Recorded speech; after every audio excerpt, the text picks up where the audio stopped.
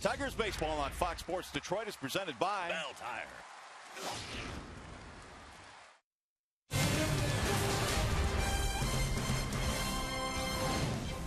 Today at Comerica Park, it'll be a contrast in pitching styles. The Tigers send young left-hander Robbie Ray to the hill, making just his third big league start. He'll be opposed by veteran right-hander Yu Darvish, one of the top strikeout artists in all of baseball. It is a gorgeous day for ball here at Comerica Park. Welcome to downtown Detroit. Game one of this series featuring the Rangers and the Tigers. Hi again, everyone. Welcome to Tigers Baseball. Mario and Pemba, Ron Allen. We are glad to have you with us here for game one in this four-game series, and it really will be an interesting matchup today. Ray against Darvish, two guys coming from different angles. Well, Robbie Ray has been able to command that fastball with a lot of efficiency in his first couple of starts. He'll need to do so today. This Rangers offense will wake up sooner or later when you start talking about Yu Darvish. He is one of the best right-handers in the game of baseball. Tigers offense, boy, they've got their work cut out for them today. All right, now Ian Kinsler has been fabulous for the Tigers this year. We know that much. Obviously, he played for the Rangers his entire career before coming here. This will be kind of a special day for him, I would think. You know, they've had a difficult time of replacing Ian Kinsler. Jurickson Profar, their number one prospect, was supposed to replace him, but he's been injured, so they have not been able to stabilize that second base position. Ian Kinsler was an outstanding Texas Ranger. He made all-star teams. This guy played in the World Series with him in two separate occasions, 30 homers and 30 steals in a season. There's no doubt that they miss Ian Kinsler, and the Texas Rangers, they know what Ian Kinsler brings to the dance every night. He competes. All right, after a short break, we'll send you back to the Call Sam Studios. Check in with Trevor Thompson. Coming up today, it is good to be back home after 9 days on the road. Home sweet home, Tigers, Texas, next.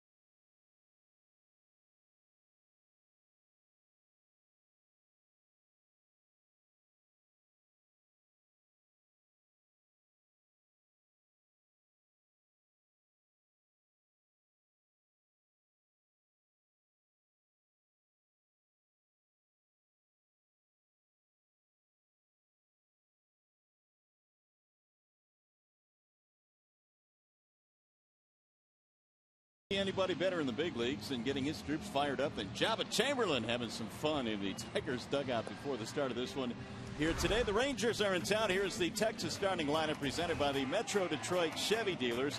Dan Robertson will lead off. He'll play in center field, followed by Elvis Andrus and Shin-Soo Choo. Beltre, Rios, and Moreland in the middle of the lineup. Jimenez, Choice, and Sardinas your bottom three today for the Texas Rangers, and they are facing the left-handed offerings of Robbie Ray, presented by Family Heating, Cooling, and Electrical. And Ray is pitching in his fourth game. He is making his third start. You can see the numbers are outstanding. One of the things the youngster's been able to do, he's been able to command the fastball in the low 90s on both sides of the plate. The changeup's been a really good pitch for him, but he'll need to have an improved breaking ball today against Texas if he's going to slow them down. So the Tigers trying to snap a 3-game losing streak back home for 4 games, and the first pitch of today's ball game is a strike on Daniel Robertson. Batting .222 as a Ranger this year, 2 for 18. Here is Robbie's 0-1 pitch, and he missed it up high. 1 ball and 1 strike. Robbie Ray goes 6'2", 195 out of Brentwood, Tennessee, making his third start, 4th appearance overall. 1-1 pitch is flared in the air to shallow right field, and that ball is going to drop, a looping single for Robertson. And while we have a moment, let's set the Tigers' defensive alignment behind Robbie Ray this afternoon. In the outfield, you have Don Kelly getting the start in left. Jackson's in center. T. Hunter, he's in right. Castellanos, Romine, Kinsler, Cabrera in the infield. And Alex Avila, the catcher, boy, he does a very nice job behind the plate. And the pitchers pitch very, very well when he's back there. Here is Elvis Andrus batting .249. He leads Texas with 11 two-baggers this year. If you're Castellanos down at third base, you have to watch a lot of these hitters. They all like to bunt for base hits and down that third baseline, especially the way that their offense has been struggling.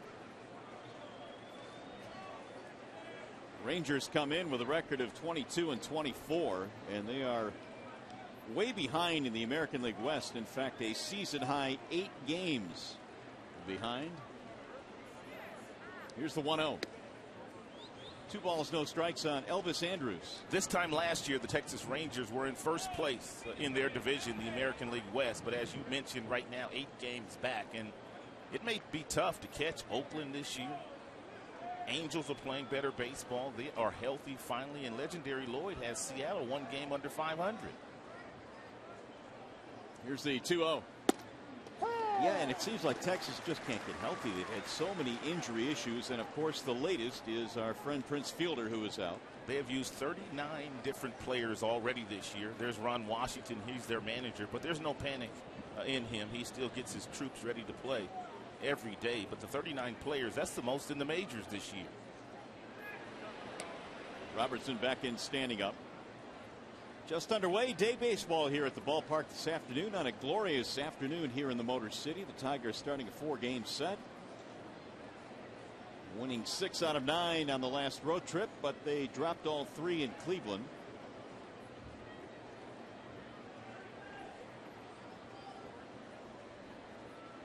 And they got it picked off. Cabrera throws down to second. The tag is in plenty of time to get Robertson. Jeff Jones, the pitching coach, told me before the game today, one of the things that Ray had to do was limit the base on balls, limit the base runners, because it's a very aggressive Texas team when they do get on. Nice pick here. Miggy meets the ball halfway, which clears the way for him to give a really nice feed down to Romine, and he was waiting for Robertson. Perfect angle there. I mean, kids that play first base, when you pick a guy off, you got to come get the ball, so you create a good angle for you to throw down to the shortstop. Strike called, and Andrus didn't like it. 2-2 on Elvis. It's one of the things about Miggy. Everybody talks about his offense, and rightfully so, but you just forget how good he has been at first base, and he has a very good arm, and he's very accurate with his throwing arm. Well, for the last so many years, Jim Leland used to say, this guy's got a better arm than people realize. When he played third, he showed it off, but even at first base, making throws across the diamond the other way, or even that throw to second base. He is awfully gifted. Now the 3-2. He lost him, ball 4. So Andrus is aboard with 1 out. Well, we told you it is a gorgeous day today. How nice? Well, today's field conditions presented by Ace Hardware and the Scotts Company. 69 degrees. It is dry.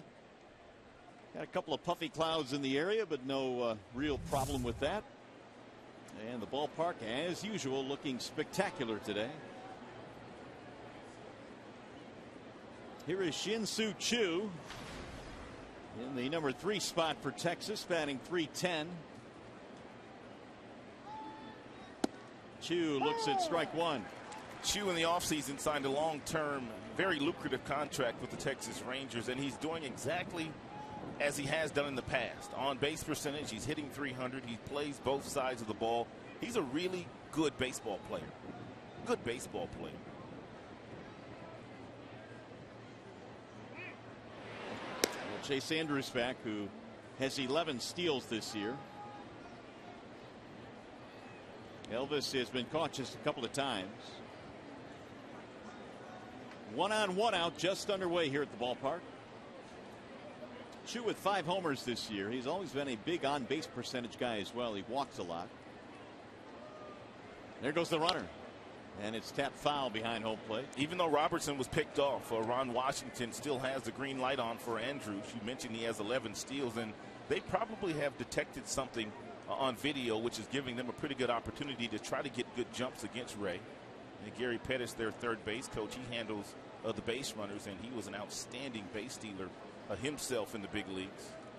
I would think they have detected something because it's kind of odd. I mean, a guy they haven't seen before, left-handed pitcher, not really sure about his move yet.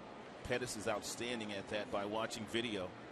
And Choo takes it low and in. 1 ball and 2 strikes on Shin-Soo Choo. That's something that Ian Kinsler told me when he was wearing the Texas Rangers uniform, just how good Gary Pettis was at getting all the guys prepared for that day's action and that opposing pitcher and getting the best possible jump that they could get.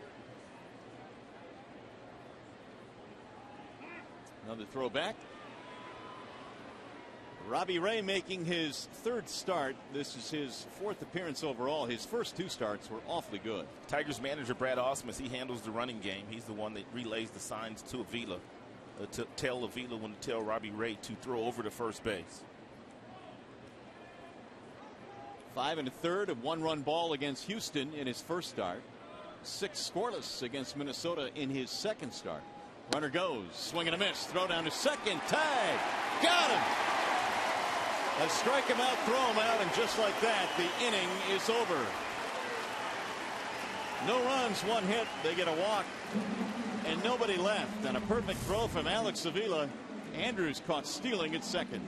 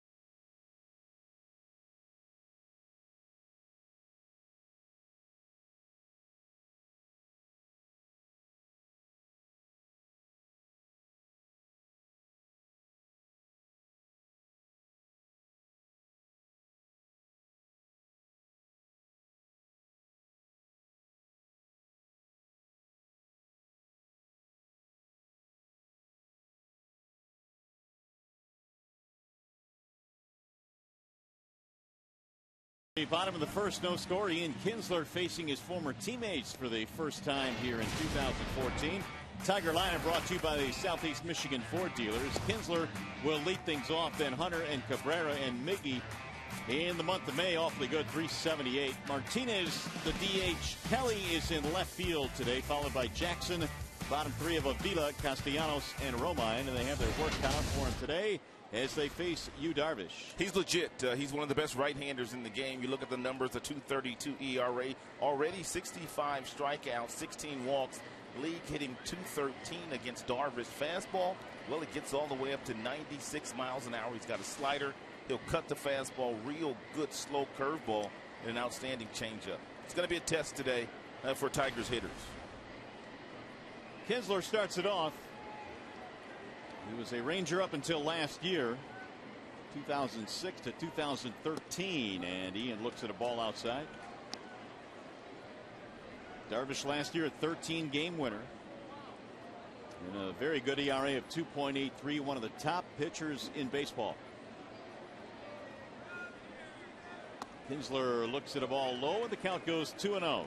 Here's a count where it makes Darvish really good. He might throw Ian Kinsler a fastball here, and if he does, Ian's going to get a really good cut at it. But Darvish has really good secondary pitches, so he might just throw something off speed here to keep Ian off balance. Up and in. Fastball that missed, and now Darvish has gone 3-0. Yu last year finishing second to Max Scherzer in the Cy Young voting. Way high. He lost him on 4 straight. Kinsler has a leadoff walk. Let's take a look at the Texas Rangers starting defense presented by Tim Horton, as they've got Chu, Robertson, and Rios in the outfield, Beltre, Andrews, Sardinas, Moreland in the infield, and Jimenez. They just called him up a couple of days ago. He's behind the plate. They have turned 45 double plays this year, which is second in the American League. There is Beltre, who over his career has been a vacuum cleaner down at third base. Oh, he can play some baseball. Got 6 errors this year. Hunter looks at a strike. Well, how about the Bernstein advantage as we take a look at it today? Torrey Hunter has the Bernstein advantage against Yu Darvish. 286 may not seem all that good, but against Yu it is, including 2 homers, or make it 2 doubles and a homer. Torrey has seen Yu the most when he was playing in the American League West with the Los Angeles Angels. 1 ball, 1 strike.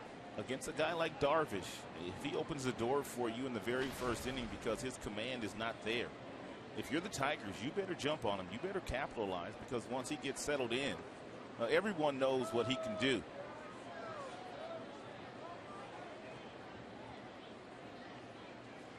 Torrey sends a ground ball to short. This might be 2. Andrews to second, 1 in the relay, not in time.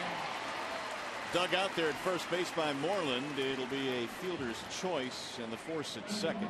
There may be some growing pains here today for Darvish and also Jimenez, his catcher.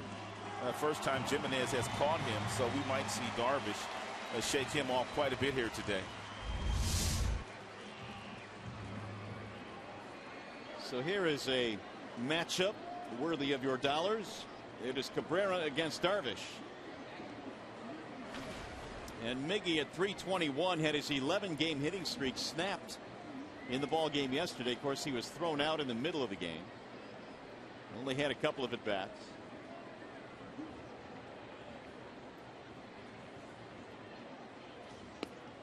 Ball 1 from Darvish.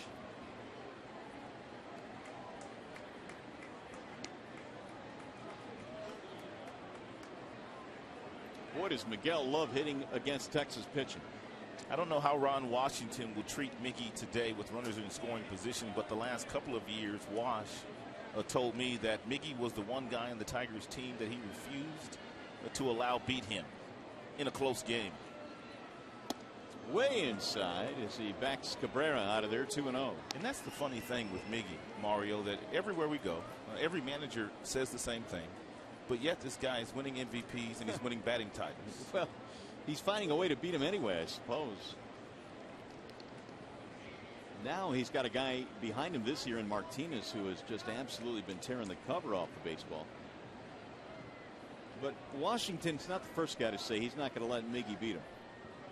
2-0 pitch, and it's in for a strike. Command issues early here for Darvish. He has thrown a total of 10 pitches, and he has missed the strike zone with 7 of those. So can the Tigers take advantage? Cabrera, 7 home runs. He's knocked in 40. Everybody talks about the slow start that Miggy got off to this year, but in April he was 277, which for him, I suppose, is slow.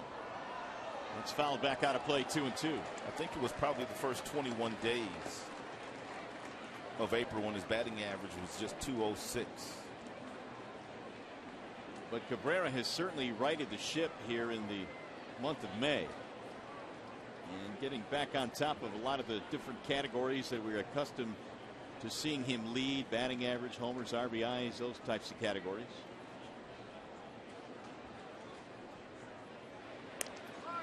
Torrey draws a throw.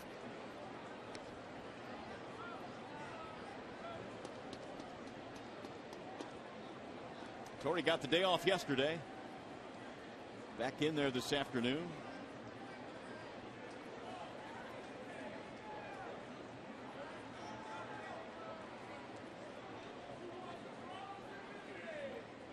And the 2-2 outside, 3-2. It'll be interesting to see here whether Ausmus allows Torrey Hunter to vacate a first base or not with Miggy in the 3-2 count. It's not that he doesn't have the confidence in Miguel to put the ball in play, but what I wonder, if he does make an out, that would be Miguel, and Torrey makes it to second base. Does Ron Washington simply walk Victor Martinez here in the very first inning? You certainly open yourself up to that. We'll see what the decision is. He's holding, and it's fouled back. I like that decision. Not that he might not be going on the next pitch, but if you got that open base, as hot as Victor has been, Ron Washington has been known to walk really good hitters in the very first inning. Sparky Anderson used to do that too. He didn't care.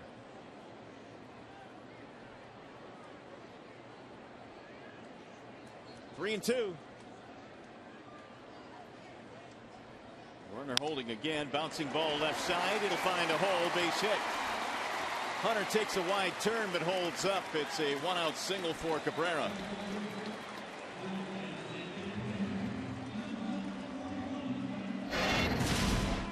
Take a look at the bell tire pitch by pitch. Darvish having command issues, as I pointed out to you. He throws a strike on the 2-1 pitch. He works the count to 2-2, and Miggy fouled off an outstanding 2-strike pitch that was down and away, and finally getting something close enough to get a base hit to the left side of the infield. So the Tigers now with an early threat, and they have one of their better hitters up there in Victor Martinez. 2 on, 1 out.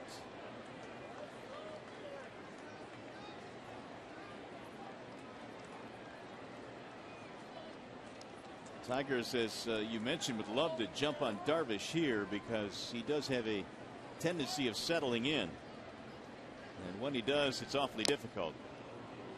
Tigers getting an early hit against Darvish, and there are times when he'll get into the 6th, 7th, 8th innings with no hitters intact, as it was earlier this year. Ron Washington's an old school manager who doesn't pay a whole lot of attention to numbers, but apparently Victor's numbers tell him to put 3 members of his infield on the right side of that infield. That would be Andrews, their shortstop, directly behind second base. Left side of the infield is wide open. Oh, he tried to shoot that hole over there too. Did you see that swing? No balls, 2 strikes. This is what really good hitters will do.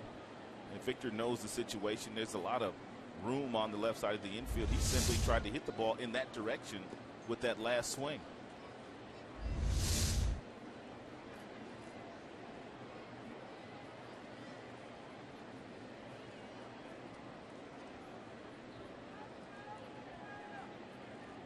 Victor waits on an 0-2.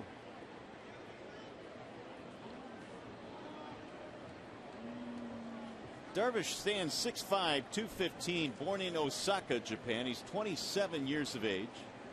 Broke into the big leagues a couple of years ago, won 16 games, followed that up with 13 wins last year. high-profile signing in the offseason 2 years ago for the Rangers.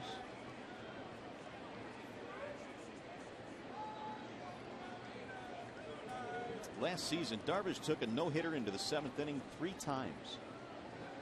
Just a matter of time before he gets one. That's what everybody seems to think, and he's come awfully close. He nearly threw one this year. That one is just a touch outside. 1 ball, 2 strikes on Victor Martinez. Tigers with their 3 losses in Cleveland, still at 27-15 on the year. Here's the 1-2. Fouled away.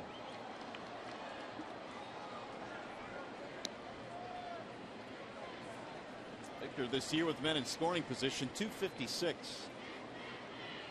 Walked 11 times. Don Kelly waiting on deck. The reason Don playing today is some of the numbers indicate, well, a lot of them do, that Darvish is very difficult on right-handed batters. In fact, righties batting just 164 against Darvish. So Kelly gets the call today.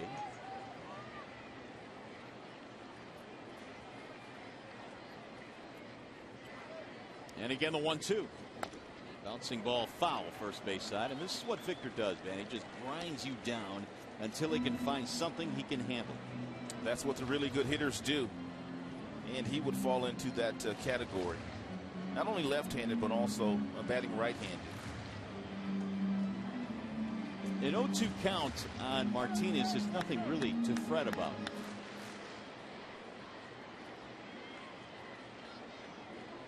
Darvish about to issue his 20th pitch of the inning.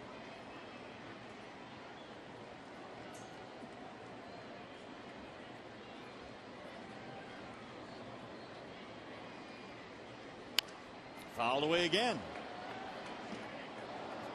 It's almost right as if Martinez sometimes goes up and just toys with guys. I mean, he just flips balls out of play until he can find one he can handle, and the power numbers are up this year. Legs are strong. And he's in the right frame of mind. Hitting behind Miguel, getting lots of good pitches to hit these days. He's got 12 home runs, which puts him on a pace for 46 this season.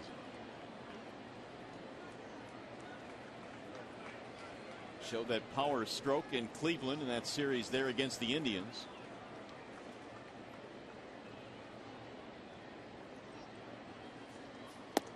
Missed it high. Now the count evens at 2-2. Darvish has thrown everything but the kitchen sink at Victor in his first plate appearance. The only thing we haven't seen from Darvish is that real slow breaking ball that he likes to throw on occasion. If he thinks he wants to get a ground ball, that might be the pitch to throw to try to get Victor out in front to roll over something slow. If he throws him a fastball, Victor's going to get a base hit the opposite way. There's too much room over there for Victor not to be able to take advantage of that.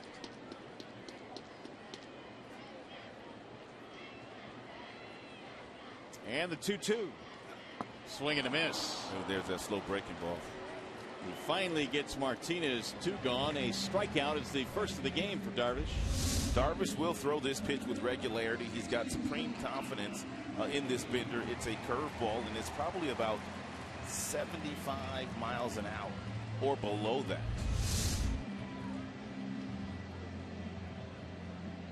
Darvish last year led the majors in strikeouts with 277. Here's Don Kelly batting 265. Tigers have 2 on, 2 out. Ball 1 high.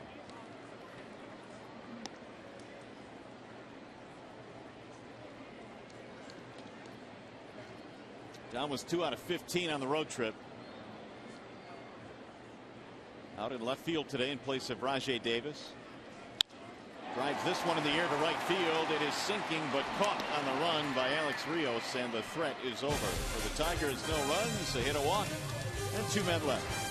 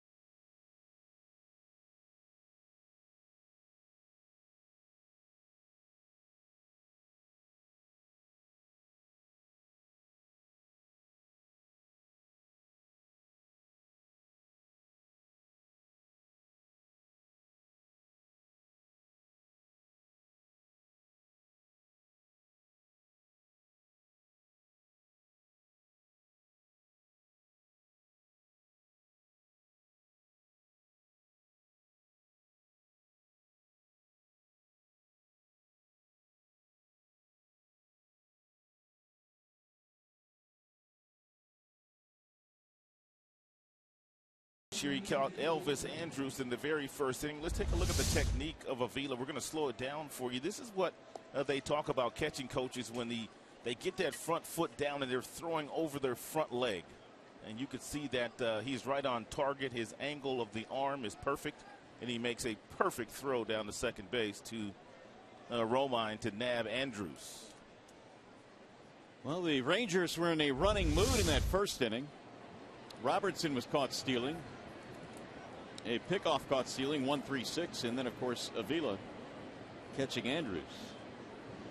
So Robbie Ray back at the hill as Beltre leads it off. We go to the top of the second inning here at Comerica. And Beltre takes ball one outside. Adrian Beltre has started to heat up a little bit for the Texas Rangers, but not nearly the kind of production he's had the last 3 years since he's put on their uniform. Well, this is a guy that has become one of the premier players, especially in the American League. He's hit 100 home runs now with 3 different teams in his career. This Rangers team, from an offensive standpoint, they are clearly underachieving. And Beltre told his teammates, you know, put it on me and get on my back. I'm the guy that has to get it going. But the flip side of that is even a veteran hitter like Beltre sometimes will leave the strike zone because he's trying to carry the entire load. 2-1 is outside. 3 balls and 1 strike on Beltre. Be hard pressed to beat this afternoon. Temperature right now at 69. A lot of people here today too. This place is almost full on a Thursday afternoon. Weekday day game, doesn't matter. Beltre meanwhile will take first base. Leadoff man on for the second straight inning now. Here are our predictions for today's Fox Sports Detroit Tigers Player of the Game, presented by McDonald's new triple cheeseburger for only $2. I'm going with T. Hunt this afternoon. And I got Victor today. And Justin White going with Don Kelly, who's getting the start in left field for Rajay Davis. So there you go. Those are our selections.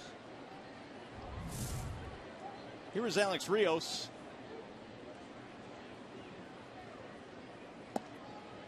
Ball 1 to Rios. First full season now in a Texas uniform. Joined the Rangers last year from the Chicago White Sox. He's got 4 triples already, which is tied for first in the American League. And he drives this one to the gap in left center field. That's going to get down and go to the wall. It might get a run in. Let's see. Beltre coming to third. They're going to wave him around. Beltre coming to the plate, and he is safe with a slide. It's a double and an RBI for Alex Rios. 1-0 Texas. And Robbie Ray needs to get that fastball down if it's only going to be at 90 miles an hour, especially against a guy like Rios who's having a really good year. He whistles this ball into the left center field gap, and Gary Pettis, the third base coach, very aggressive, sending Adrian Beltre home with the first run of the game. Initially, as I was sizing up that play, I thought they might hold him. But he was really aggressive in sending him around. And he just beats the throw there with a nice little hook slide. Rangers on top 1-0. Here's Mitch Moreland. Fielder out of the lineup these days, so Moreland is seeing more time at first base. Starting his 6th consecutive game at first base. Swinging the bat okay, but not hitting for the kind of power that he hit with last year. But this Texas Rangers team, I saw a number on them today. They are dead last in the American League in extra base hits. Really? Dead last.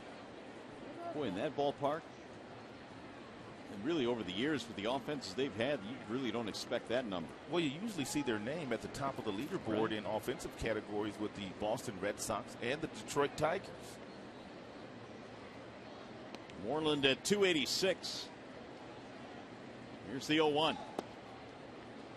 1 ball, 1 strike.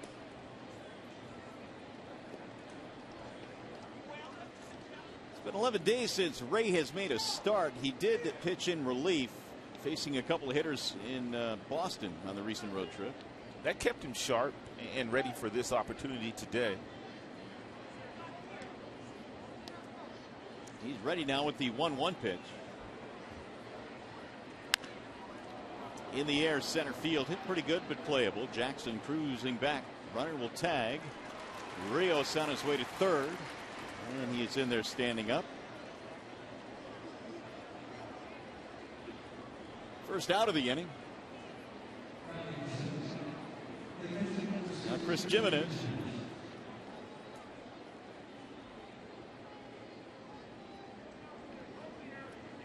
For 3 so far at the big league level.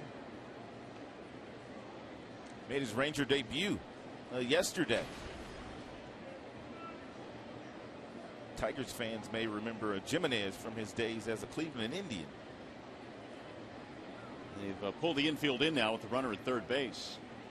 And only 1 out.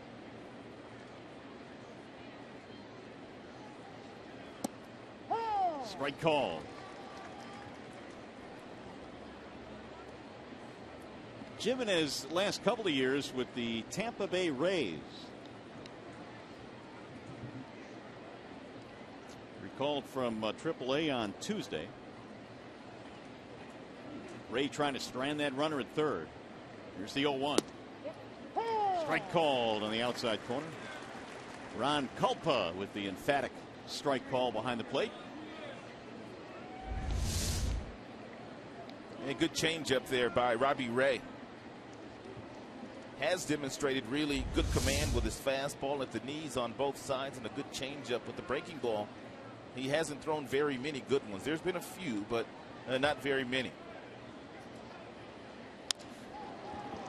And his short right base hit. That'll score the run as Rios comes in easily, and it's an RBI hit for Jimenez. You know, he probably should have gone to another pitch after the previous pitch was a changeup. He went right back to the changeup again. And so Jimenez had a couple different looks at it, in the second of which he was able to make contact and hit it right over the drawn-in infield.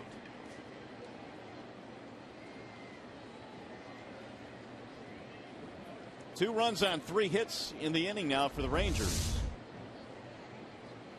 It's going to bring up Michael Choice. Ray missing low, 1 ball to no strikes. RBIs in the inning for Rios and Jimenez. Choice batting .194, is really fighting it right now. He is 0 for 13 and 1 for his last 23. That bounces in, but Avila is able to keep it to his side. And Robbie Ray getting the start this afternoon in place of Rick Porcello. Brad Ausmus and Jeff Jones decided to give Porcello a couple of extra days rest because he's had some soreness in his left side, and they don't want that issue to linger for Porcello. Yeah, not with the way he has gotten off to the start that he's gotten off to this year. Rick has been tremendous. So he'll get the ball on Saturday, I believe, against the Texas Rangers. Jeff Jones out to have a chat now with Robbie Ray. He started the inning with a walk, and usually when that happens, well, that walk typically will come around to score, as it did on the double by Rios. I don't know about you, but it looked like to me that he kind of pitched around Beltre anyway. Didn't really give Adrian Beltre anything good to hit. Beltre hitting .388 in his career. Well, last 4 years, Beltre hitting .388 against Tigers pitching, which is the best in the majors. So they look like they pitched around him in the second inning here. Choice right now listed as the number 3 prospect in the Rangers system. He skies that one foul back out of play. Robbie Ray is going to have to really start to work on that breaking ball. Fastball about 90 to 93 miles an hour. He's got a good changeup, but you need that other pitch if you're going to be a successful starter in the big leagues, especially if you're left-handed. You've got to have 3 pitches. Now the 2-1. High fly ball, shallow center field. Kinsler back, Jackson in. Austin will make the catch. Only left-handers are guys that can get away with 2 pitches. Guys like Randy Johnson, who did it and for so long with just a fastball slider, but he was throwing 100 miles an hour. Yeah, he was on a different planet.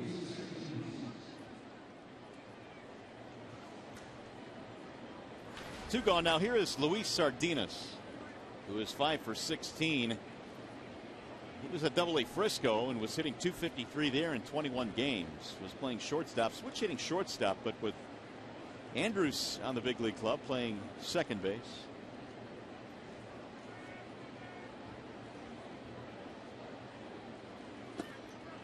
Ray missing low, 1-0. They've really had a difficult time of replacing Ian Kinsler. Jurickson Profar, their #1 prospect, went down with an injury in spring training, and he is yet to play this year. Rougned Odor, one of their better prospects, called up some youngsters. 20 years old, 21 years old is Sardinas. So a lot of youth being fashioned by Texas these days. 2-0 the count on Sardinas. Which is okay with Ron Washington, even though he's a veteran manager. He learned his skills in the minor leagues and before being a third base coach in Oakland. He's always worked very well with young talent. In the air toward left field, Kelly is on the run, still going back, not going to get it. One hop over the wall, and that's going to save Robbie Ray a run, a ground rule double. You had a feeling this would be a test for the youngster Robbie Ray. In his previous 2 big league starts, he went up against Houston, whose offense is very challenged. He also went up against Minnesota. Their offense is not that good either. In Texas, sooner or later, you knew some of these guys would start to live up to the numbers on the backs of their baseball cards. Well, again, the Rangers came in 8 games behind the West Division leading A's, so they are desperately trying to get it going here. Now, they are starting an 11-game road trip, so their next week and a half is going to be challenging. Tigers pitching staff has been giving up a lot of extra base hits lately in that Cleveland series. The last a couple of games against the Tribe, they were giving up a boatload of doubles. Daniel Robertson singled. Caught stealing in the first inning. 2 runs on 4 hits in the inning for Texas.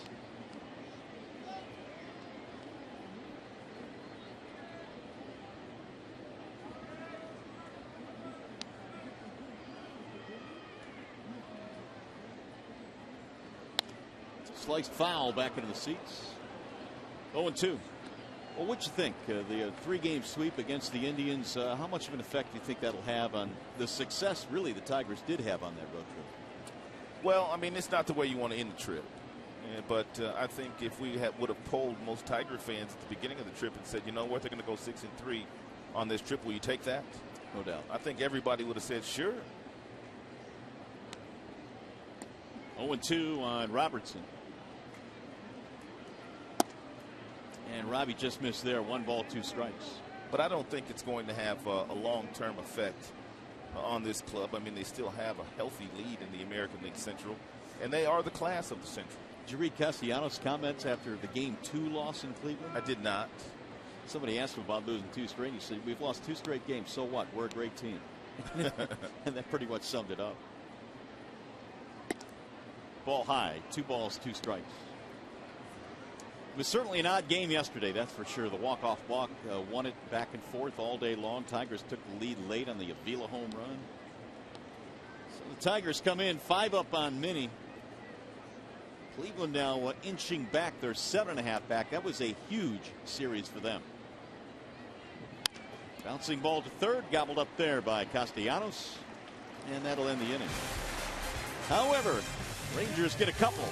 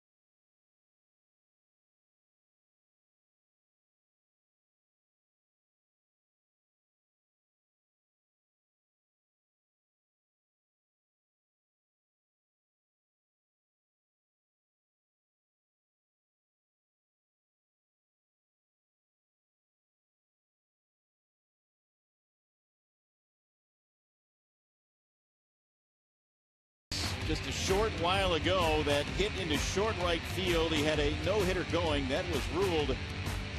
That was back on May 9th, ruled an error, and then the base hit late in the game broke up the no-hitter. They later, Rod, went back and changed that first play to a hit. Yes, they did. I mean, at the time of that event, it was the official scorekeeper with a no-hitter intact just felt like somebody should have caught that ball, which the ball should have been caught. And I really, at that time, didn't have a problem with them giving whoever that was they gave the error to. Well, we do know this, and many people believe, and you touched on this in the first inning, this guy is at some point going to throw one. I mean, he's come too close too many times, including 2 outs in the 9th a couple of times. Jackson fouls it back out of play as the Tigers hit here in the bottom of the 2nd. And Tigers kind of had him on the ropes there in the very first inning, and it's not that they let him off the hook. I mean, that's just how good Darvish is. He was able to strike Victor Martinez out on an outstanding breaking ball with runners on first and second. Pulled right to third and caught there by Beltran. Just to kind of put a bow on that play in which Darvish had that ball drop in. Here's that rule 10-12. It's not necessarily that the fielder touched the ball to be charged with an error. A ground ball can go through a fielder's legs, or a fly ball can fall in untouched, and in the judgment of the official score, that is, if it could have been handled with ordinary effort, you can give an error on that play, and certainly that's the letter of the law, and that's the rule that the official score followed there and gave him an error. The problem I have is why go back then and change that to a hit? Well, that's because the Boston Red Sox did that. They got that hit for Big Papi. Well, I understand that, but there is an integrity for an official score to make a call like that, and that's what he felt, especially in a situation like that. Back in the old days, it used to be if down in the dugout they felt like the official scorekeeper made a bad call, you could simply call upstairs and sometimes get that call changed. You can no longer do that. You have to petition through Major League Baseball. And then when you go through Major League Baseball, they make the decision as to whether they want to change it or not.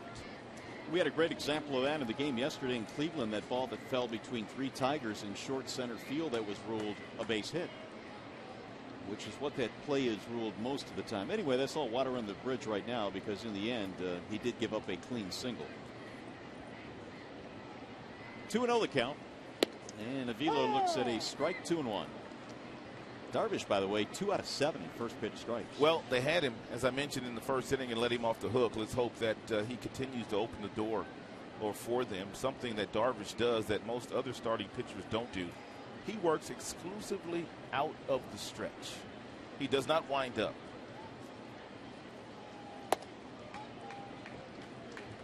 Had some command issues last year, really early with the windup. It simply went to this form, and obviously it's worked very well for you, Darvish. That it has.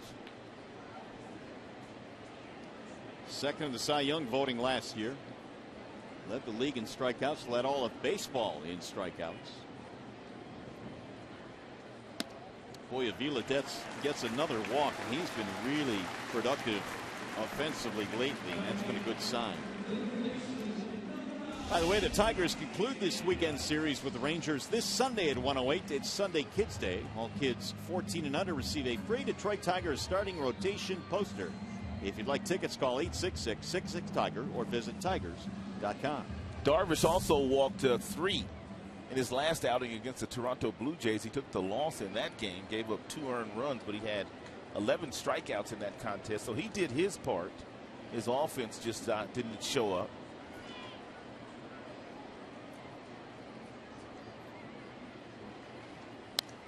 Fouled back out of play by Castellanos. How about this? Darvish has faced 7 batters in this game. He's gone to a 3-ball count on all of them. And his pitch count right now at 33. I take it back. That's 3 of them, not all of them. That would be tough. His pitch count would be in the 50s at this point. He'll step off now. Avila is aboard with a 1-out walk. Darvish has issued 2 base on balls in this game.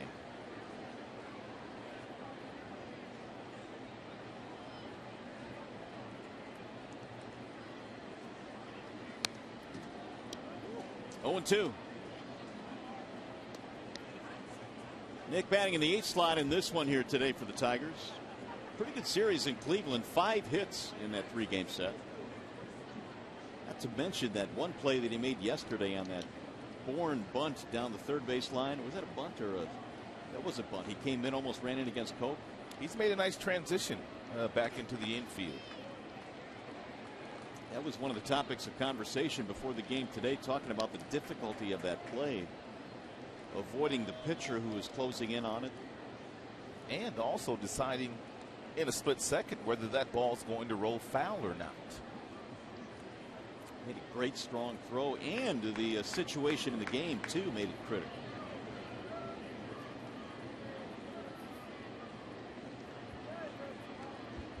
Here's the 1-2. Bouncing in and away from the catcher. Jimenez advance the runner. Avila will scoot to second base. Now here's that play yesterday, if you mentioned it. Bourne, who can really run, he's their leadoff hitter. He sacrifices down the third baseline, so he's got speed. So here comes Castellanos. The ball's hugging the line. Okay, do I pick it up or do I let it roll? He picks it up, he throws off balance, and somehow he doesn't make contact with Phil Coker. He throws accurately to Miguel Cabrera. That was an outstanding play. Wild pitch, advance the runner. Driven to center field, ball hit hard. Robertson gets there though. 2 gone. Here is the number 9 hitter, Andrew Romine.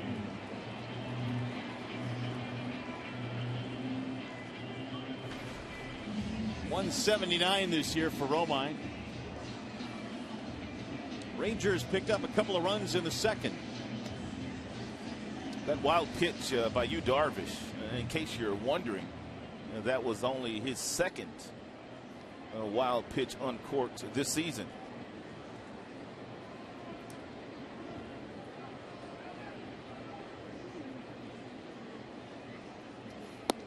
Romine looks at a strike, 0-1.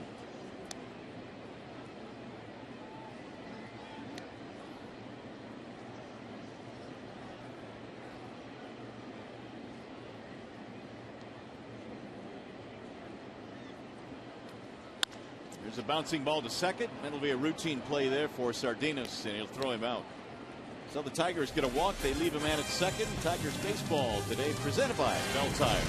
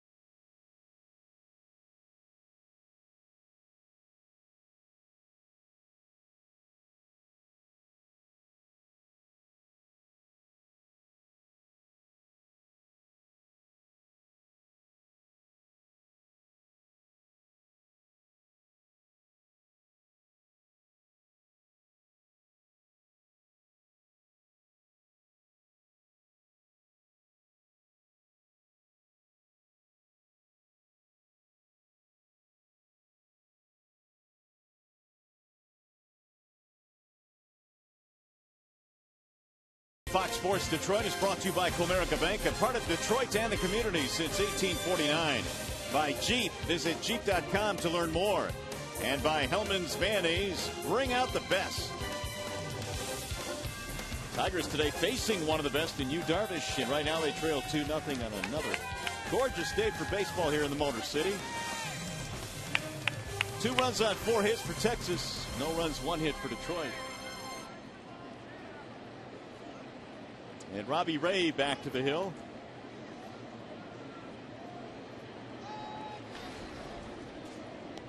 Elvis Andrus will start things off. Andrus, Chu, and then Beltre, 2, 3, and 4 in this Rangers lineup. And Robbie fires one outside, 1 ball and no strikes. Ray gave up an RBI double to Rios in the second, RBI single to Jimenez in the second as well. Outside and high, 2-0.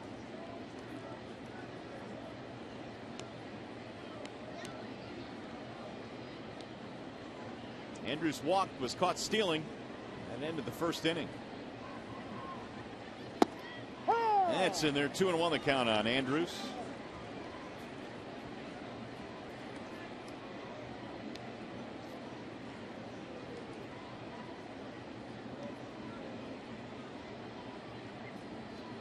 Elvis, the all-time leader in steals now for Texas. He passed up Ian Kinsler, the current Tiger.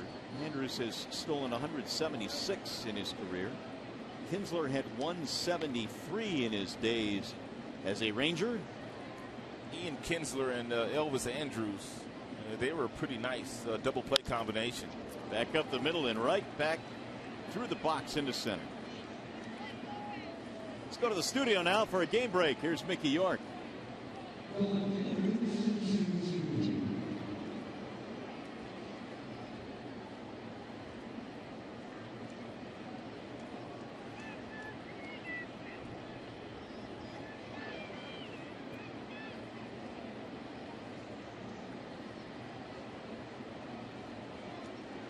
Indeed, Mick, thanks. And then it's on the road back to the West Coast. The Tigers home for just 4.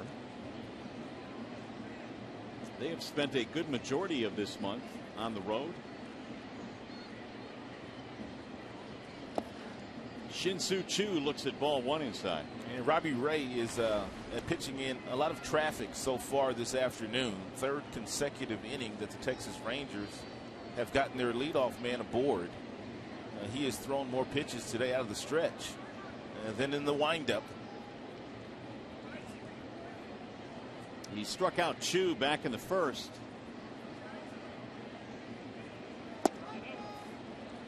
Chu, a very highly sought after free agent of the offseason, signed to a 7-year deal by the Rangers. And now Avita is going to go out to the mound. But Shin-Soo has always been one of those guys that had a high on base percentage, can hit for power. He's the perfect example of a free agent being given some really high dollars based on some of his secondary numbers. Not so much the homers and the RBIs with Chu, but it's the runs scored. It's the on-base percentage. It's that and those numbers that led the Texas Rangers into bringing him into their uniform.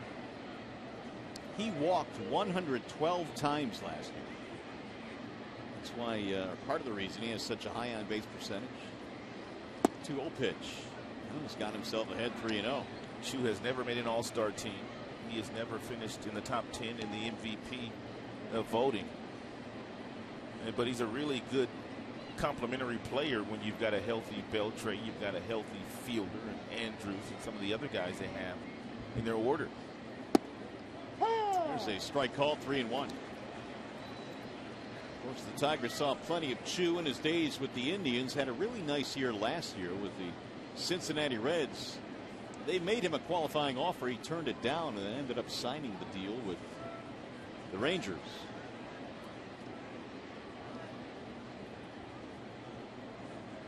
(3-1). Checked it. Strike called on Chu. 3-2.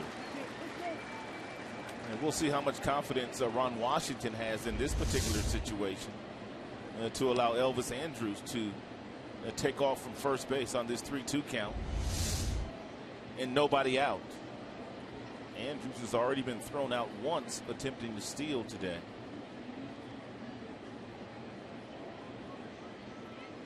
There he goes, and it's grounded foul. Andrus did not get a very good jump because he's not trying to necessarily steal this base. They're just trying to stay out of a double play. And should Chu hit something on the ground. And therefore, if Robbie Ray is able to strike him out, Avila will have another really good opportunity in throwing out Andrus again at second base.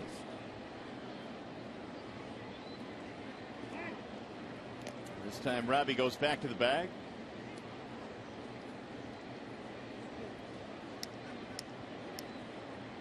Chu has hit really well on the road this year. .423. He's waiting on a 3-2 offering.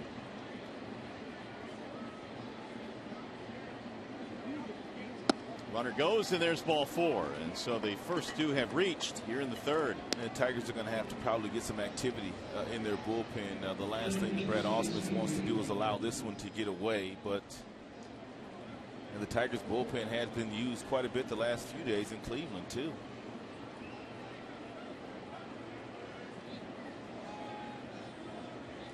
Two on, nobody out.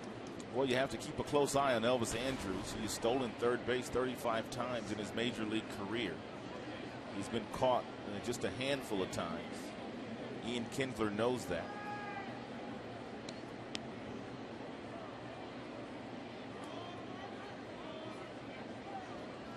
Beltre looks at a strike on the outside corner. Nice little backdoor breaking ball there thrown by Robbie Ray at 83 miles an hour.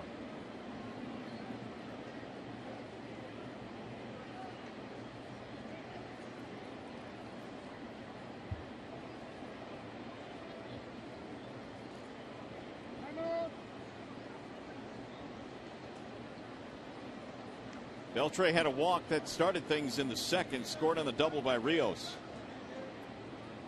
Beltre starting to heat up in his last couple of games. In fact, Beltre with 12 hits in his last 8 games, raising that average a bit. And he drives this one to left field. That's going to be a fair ball, and it's going to go to the corner. One run is in. That's Andrus. Chu coming to third. They're going to wave him home, and he will score standing up. Beltre, 2-run double for Texas.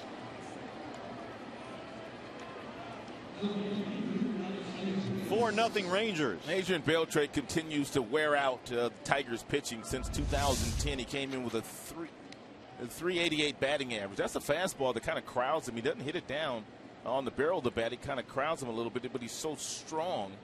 He muscles that ball over the head of Castellanos down in the corner for a couple more RBIs. And Jeff Jones now coming out.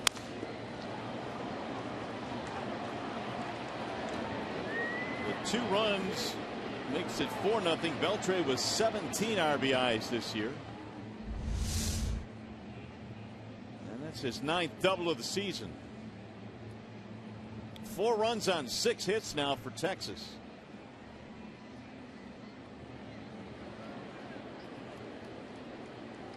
It's going to bring up Rios. Still nobody out here in the third. The first 3 reach for the Rangers. Rios had an RBI double in his first at bat.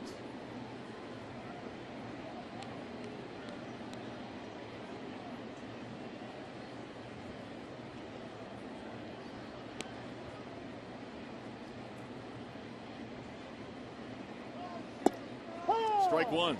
Tigers are giving Adrian Beltre too much room at second base. He is not a base stealer by trade, but as much room as Kinsler and Romine are giving him, he might entertain the thought of stealing third.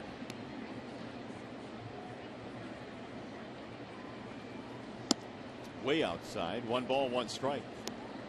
Pitch count starting to elevate now. Ray had that long second inning, and the count now is up to 54. 1 ball, 1 strike.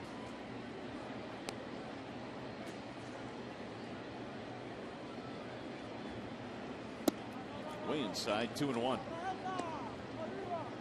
Ray had 2 really good starts. His first major league start against Houston, he gave up 1 run in 5 1/3. And Robbie Ray has been in this particular count right here way too often today. It's a hitter-friendly count, and Rios will jump all over this fastball. Grounded third. Nice backhanded play by Castellanos. Guns him down for the first out. Castellanos has played well at third base this year. He's made every play. The play to the left, the play to the right, the backhand. He's come in on the slow do-or-die plays, and he's pretty much been flawless.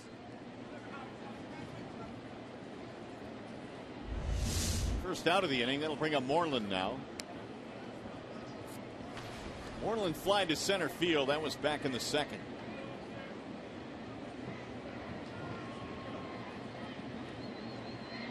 Two-run double by Beltre. He's at second base. It is 4-0 in favor of Texas.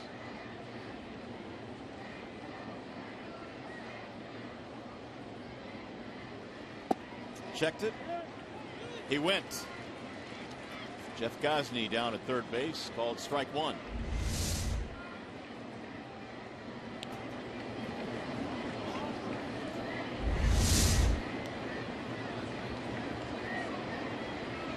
Moreland last year hit 23 home runs, knocked in 60.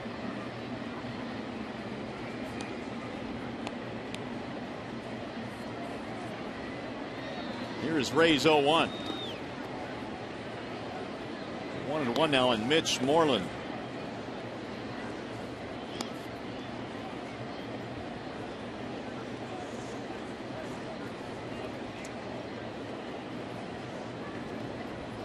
Just one of those sluggish starts to a game. It just has that feel, and a lot of it has to do with all the Rangers base runners. They've had 3 more here in the third. They slowed the pace of the game. And it is up and in. 2 balls, 1 strike. Well, Smiley got off to a sluggish start in his last start. That first game against Cleveland, Verlander, he wasn't as efficient. Max wasn't very good either. So this is the 4th consecutive start where Tiger starters haven't been all that sharp.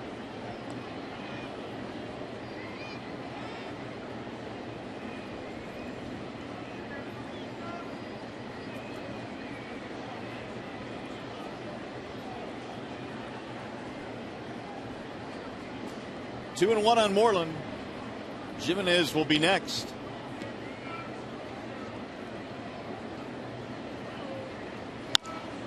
Popped up. Foul ground, third base side, tough play. Drifting, Castellanos can't get there.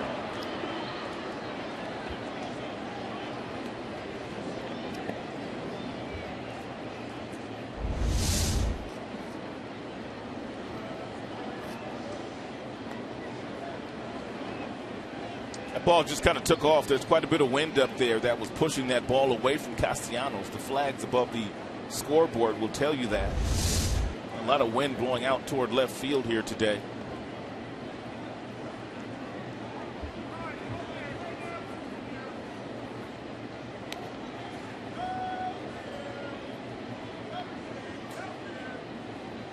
And the 2-2. Bouncing ball right side under the glove of Cabrera. Kinsler backs it up. He might have a play at the plate. Throw, tag, safe. Beltre scores from second base on the play.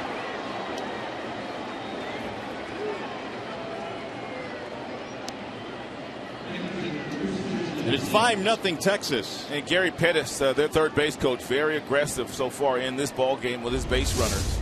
Miguel comes in, tries to create a better hop for himself to catch, actually creates a bad hop for himself. Kinsler gets there, he kicks it once, and once he kicked it, and that allowed Beltre to come home and score with the second hook slide of the afternoon for him. They're going to challenge it, I guess. Yeah, Brad Ausmus is out. Let's take a closer look here. It doesn't appear that he ever touched home plate. We'll see.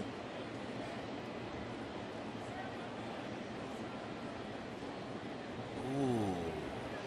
I think he's safe. What, that back foot got in there? Yeah, I think it just barely caught the plate. Boy, is that close. Well, close enough apparently that they're going to challenge it.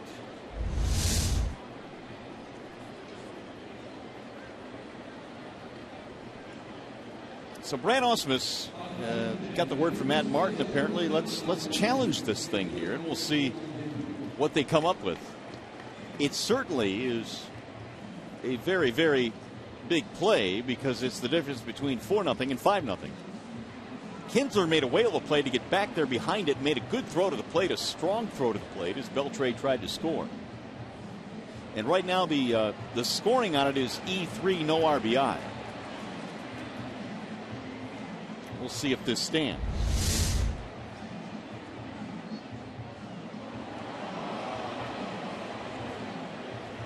Back foot just may have scraped the plate.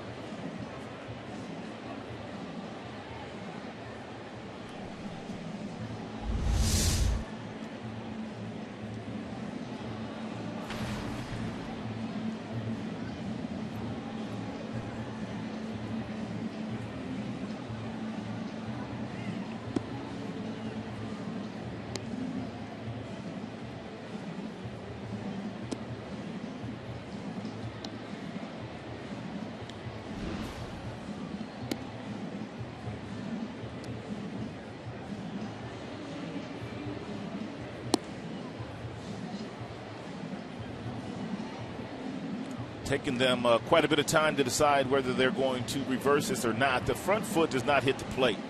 So it's that back foot, that right foot, that apparently got the plate. And it did. So, again, Moreland will not get an RBI on the plate. E3. Miguel's been so good over at first base. I'm very surprised that he created that very difficult hop for himself. Really all he had to do was back up 1 or 2 steps and grab the baseball and then get it to Robbie Ray. Robbie Ray would have been able to get over to the bag there. So Miguel giving an error on that play.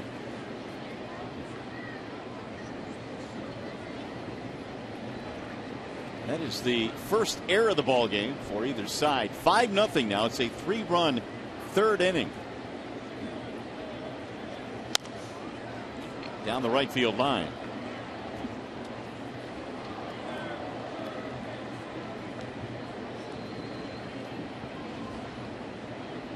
Here are the numbers, the raw numbers on the Tiger replay reviews. They have challenged 6 and they've had, or challenged 12 rather, they've had 6 of them overturned. The 0-1 pitch is high, 1 ball, 1 strike. Officially a minute 30 on that last review.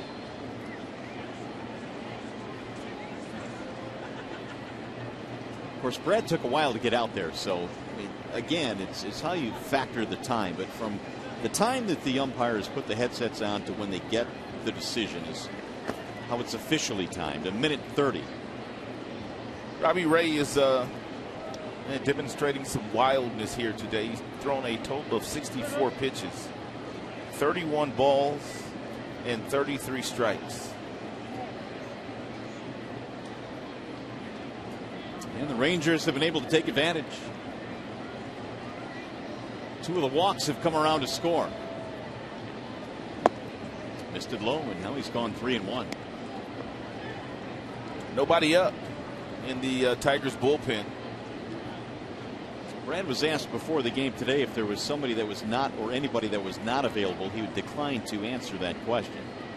And then he was asked, well, is it possible that maybe Smiley could even pitch out of the bullpen? He said, it's possible. It's fouled back out of play, 3-2. The length of the game yesterday certainly took its toll on both pitching staffs, more so the Indians. They had McAllister knocked out early. And that's where Scherzer really gutting through, as long as he was able to get through that game, really helped.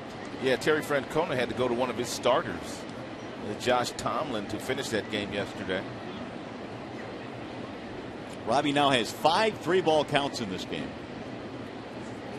And the 3-2. Line to right field, base hit.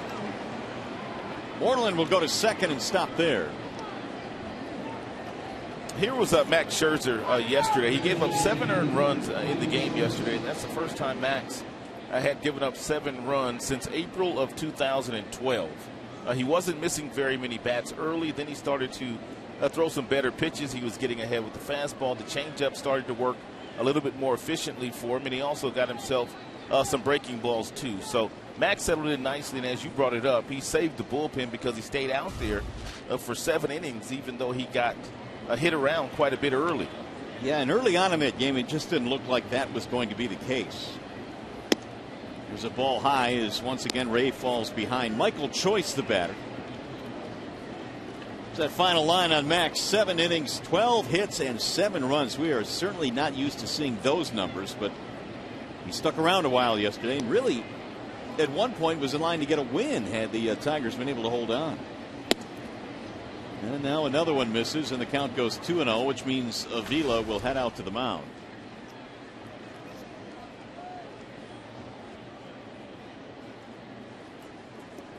And things still all quiet down in the Tigers bullpen.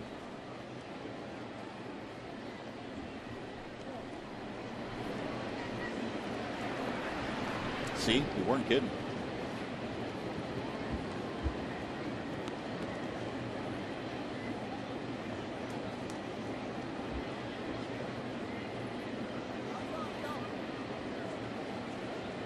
Here's the 2-0. 3-0 on the number 8 hitter, Michael Choice. And be careful here. And Choice has got some power in that bat. And Ron Washington might just turn him loose here, 3-0, to see if he could find a gap somewhere.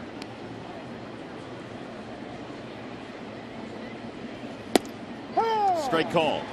He was taking 3-1. They're trying to figure out what their best option is here for a bullpen today. Phil Coke threw quite a few pitches yesterday.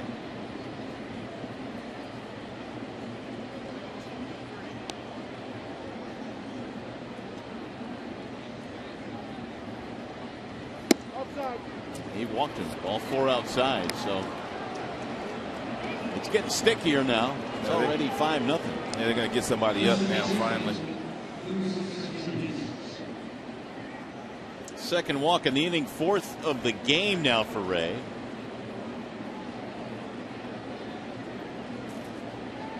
The base on balls had not been an issue for Ray in his first 2 starts here in the big leagues, and he really improved his command in the minor leagues. Larry Parrish and also Al Nipper, both on that staff in Toledo, they gave rave reviews on Robbie Ray and his command that he displayed while he was in the minors. Down the right field line, slicing away from Hunter and back out of play. Evan Reed is warming up in the Detroit bullpen.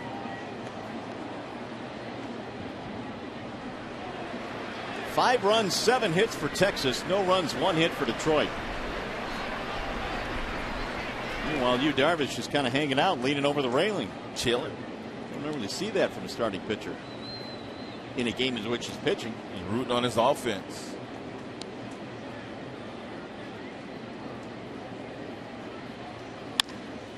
To second base, this might be 2. Kinsler, Romine, and a double play. Boy, did Robbie Ray need that. And so did the Tigers. 4-6-3. 3 more runs in for Texas, 5-0.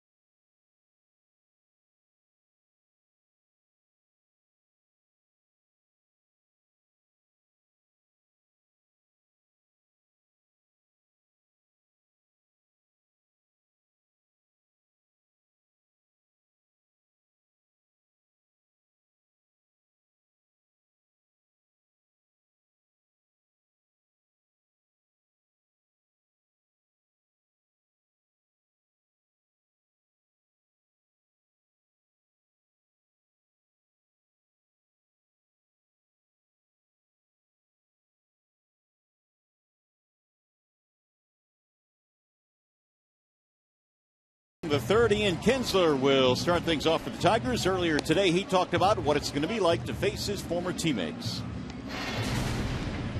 Honestly, I'm looking forward to it. You know, it's going to be fun playing against ex-teammates and playing against Wash and, you know, seeing faces that I was familiar with for so many years. But honestly, I'm looking forward to it and excited about it.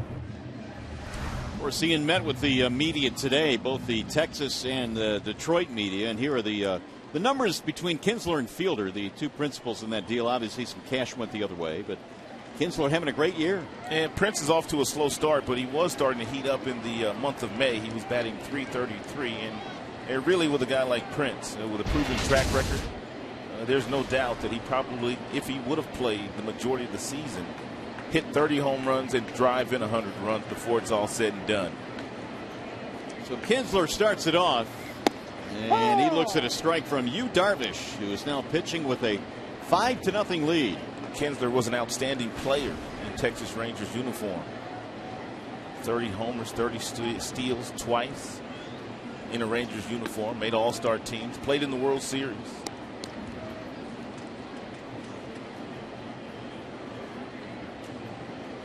Rangers made it to 2 World Series in Kinsler's time there. Yep.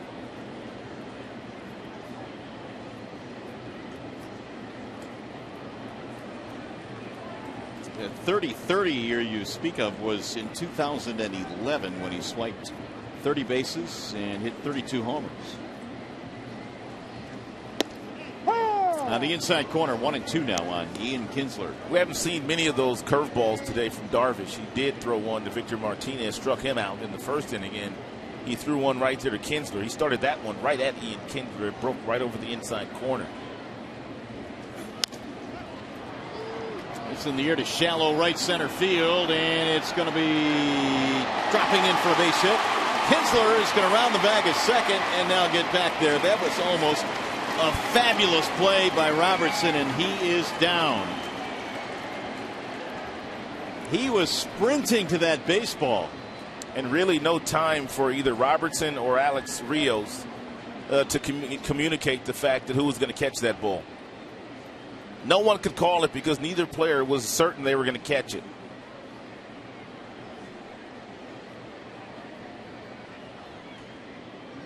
Meanwhile, Kinsler, recognizing that it might drop in, was running hard, and he entertained thoughts of going to third on that play.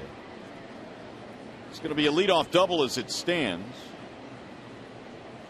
extending Ian's hitting streak to 8 straight. It looked like the face of Robertson took the brunt of that blow from the left knee of Rios. Right in the chops. Right there.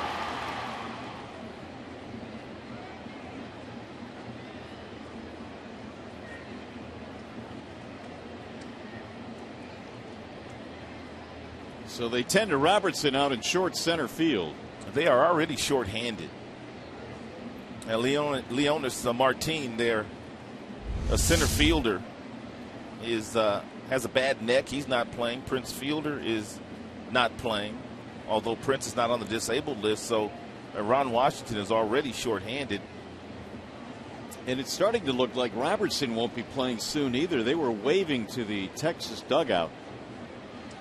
They have been bitten by the injury bug more than any team in the big leagues this year. They've had 16 different players on the disabled list. They have 13 currently on the DL.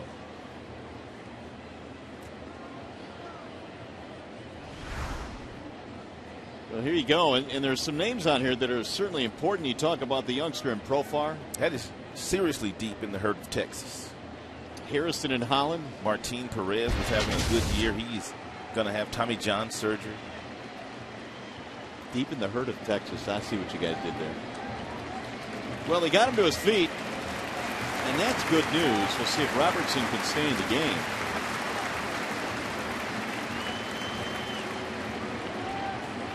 Negative. He's coming out. Well, anytime there's any kind of trauma as far as the head these days, if you're going to err on any side, it's on the side of caution. I'm sure they'll go in and check him to see if there's any kind of lingering effects of possibly a mild concussion or something.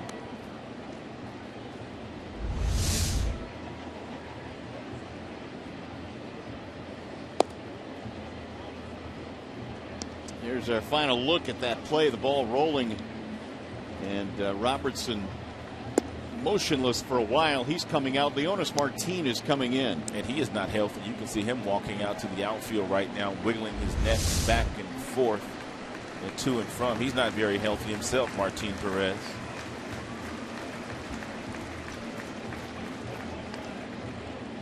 Leonis Martin, I mean.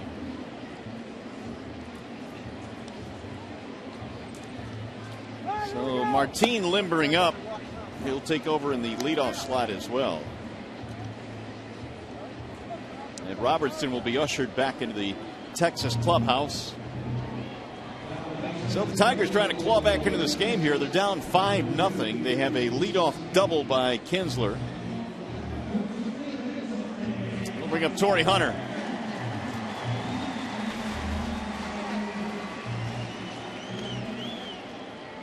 Torrey hit into a force in his first at bat. So Darvish had to wait while his teammates were scoring him 3 runs in the top of the inning, and now another bit of a delay here with the injury to Robertson.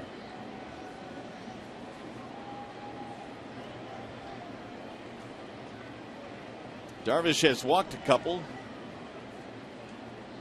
He has 1 strikeout so far.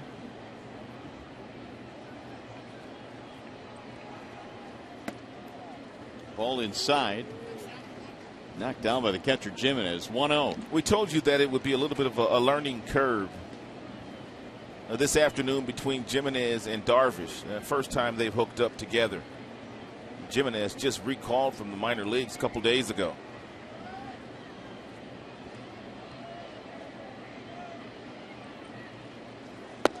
.1-0 is outside. 2-0 now on Torrey.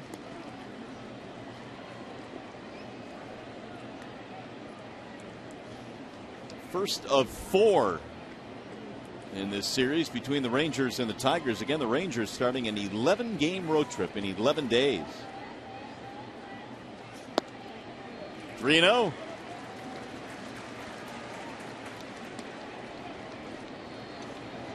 There's Cabrera waiting on deck.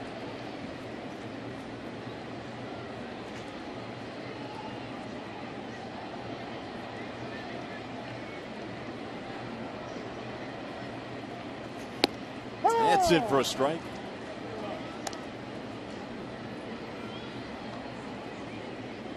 Torrey had 7 hits on the road trip.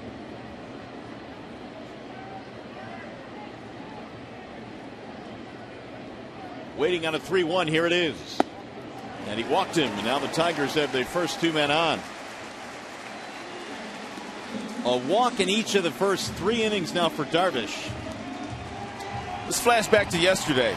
Ian Kinsler was in the batter's box. Tim Timmons, home plate umpire, did not give the check swing call here for Ian Kinsler, which kind of set the stage for the next pitch. Miguel also wanted him to appeal. He didn't appeal. Mickey said something. He was kicked out of the game, and Brad Ausmus was also tossed for the first time as a major league manager.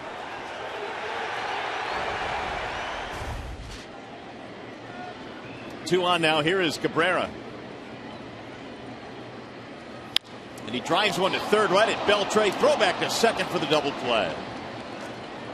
A rocket to third, and Kinsler is doubled off second. And a break there for Darvish.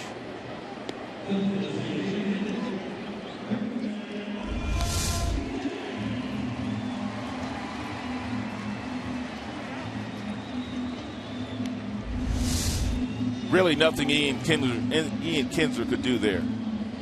Meanwhile, Cabrera hammers the baseball, but right at Beltre. 2 gone now with the runner at first. That'll bring up Victor Martinez.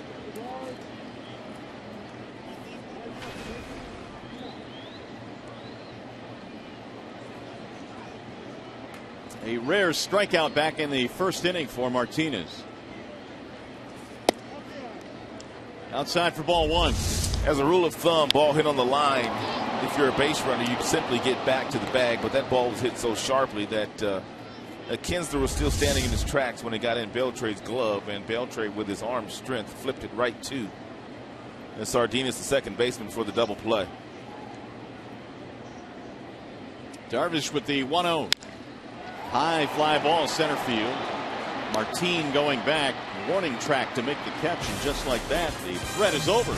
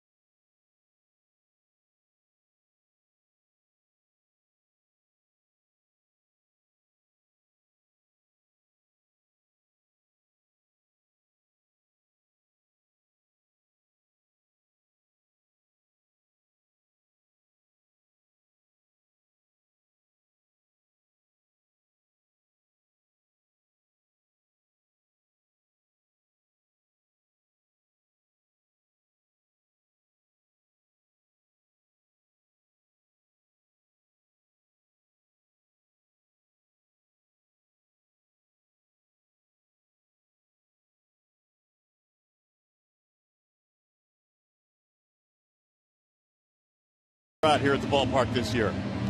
We've got the car races here at the ballpark. Is that a 57 Chevy in the middle? That's Bella Air. Oh. Bella got off to a slow start, but as you'll see here, she's going to start to come on because the leader is going to decide to talk to a couple of the friends here. And so Bella is going to win the inaugural car race here at Comerica Park.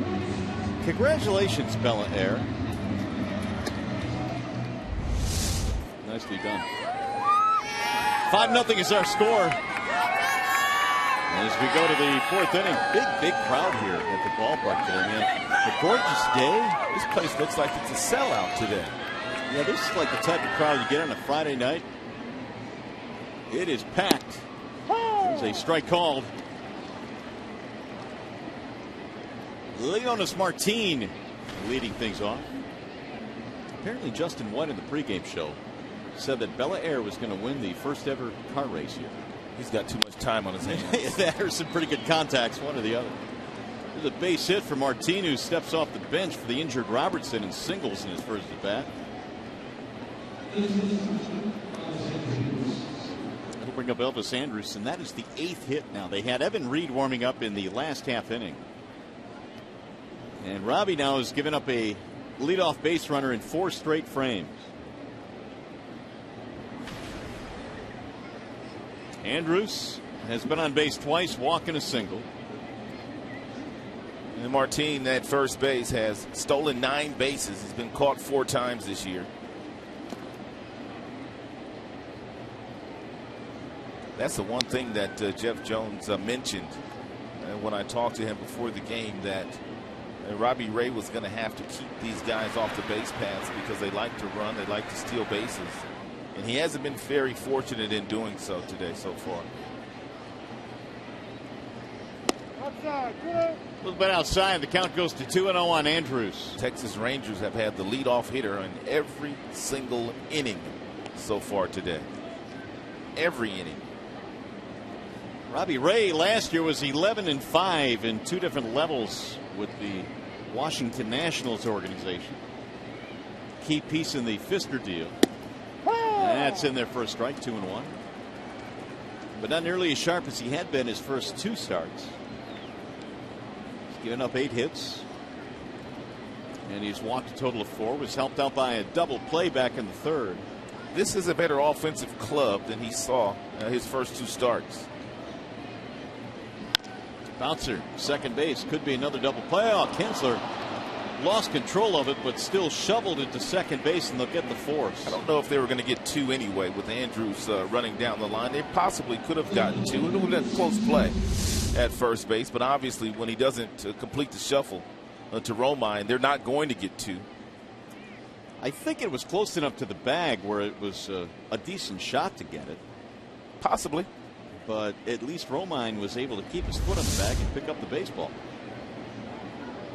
1-on-1 out. Here's Shin-Soo Choo. Choo's been on base once. He walked. That was in the 3-run third.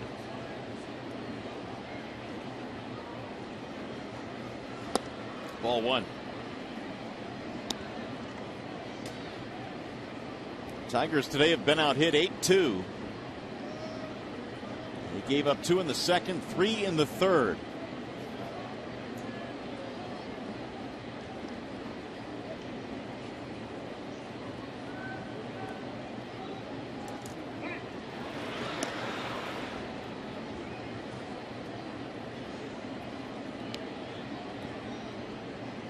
Benji Molina?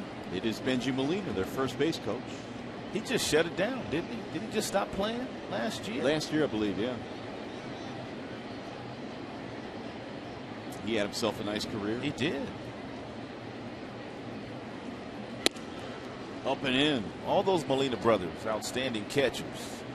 They all have world championships, too. 14 major league seasons. Being told 2010 was his last year. Really? He won his World Series title with the Angels. High fly ball. Hit well to left field. Kelly going back. Track. Wallet's going to carry out and gone. Choo leads their team in home runs with 6. And I brought it up the last half inning that there is a jet stream blowing out to left field. And that long fly ball by Choo got up in that jet stream and just carried out of the ballpark. And not Robbie Ray's day today. Fastball, belt buckle high, right down the middle. Choo stays with it. And 3 of the 6 home runs that Choo has hit this year have gone the opposite way. He's hit 2 the opposite way in Texas. Number 6 RBIs, 14 and 15. It's a 7-0 Texas lead. The Tigers now going to have to go to the bullpen. So Robbie Ray gives up the baseball. He is knocked out of the game here in the 4th inning. Brad Ausmus will make the change. Walls and Windows pitching change. We'll be back.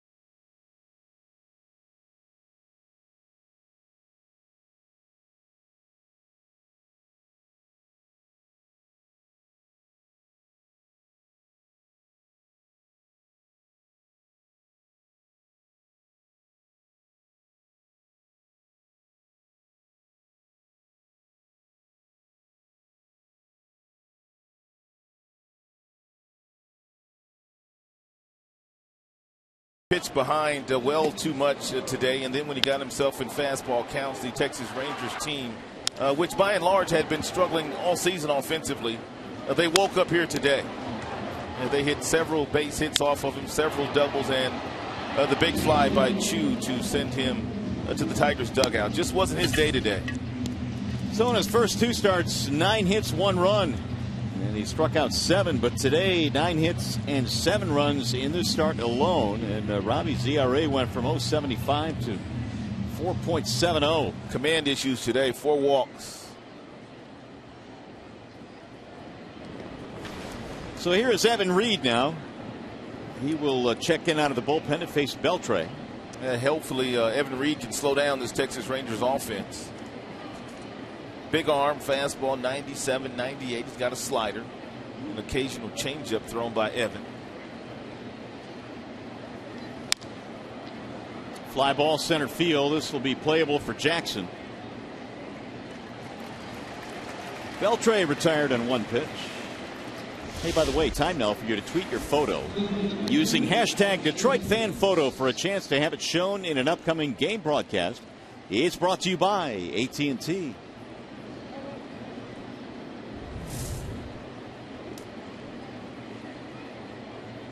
Alex Rios, 1 for 2. He got the scoring started back in the second with an RBI double.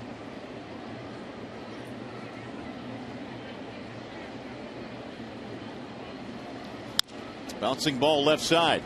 Castellanos has it go off the webbing of his glove. No chance for Romine. Maybe on that particular play, Romine should have possibly said something to Castellanos. Usually as a third baseman, you're going to cut across and you're going to try to make the play if you can. But in this particular situation, because his momentum was carrying him so far, and for him to stop on a dime and throw back to first base, it may have been an easier play for Robbie Ray, who was standing right there. I mean, for Romine, who was standing right there. Infield hit. That'll make Rios 2 out of 3. And 9 hits now for Texas. It's like yesterday, Cleveland Indians had quite a few hits in the first few innings against Tigers pitching. In for strike 1, Mitch Moreland. Reaching on an error by Cabrera back in the 3rd. Texas offense waking up today. They've got 10 hits.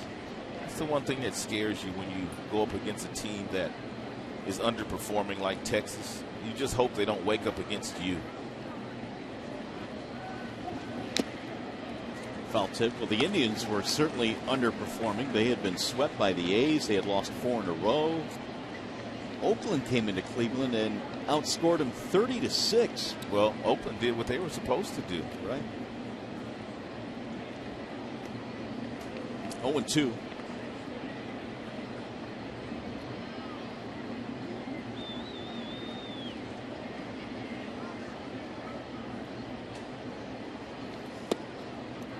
Just missed it. 1-2 on Mitch Moreland. Reed replacing Ray, who is knocked out of the game here in the 4th. Robbie goes 3 1/3.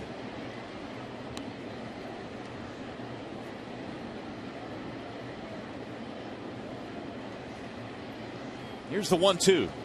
Ooh, look out. This will get away from Avila, and the runner will advance.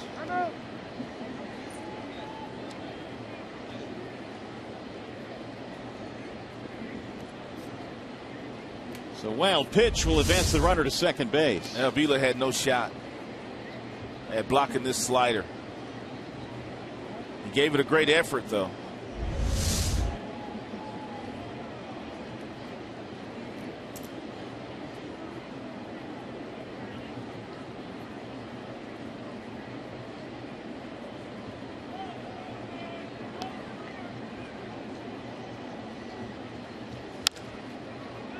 Get back into the seats among the paying customers. 2-2 on Moreland.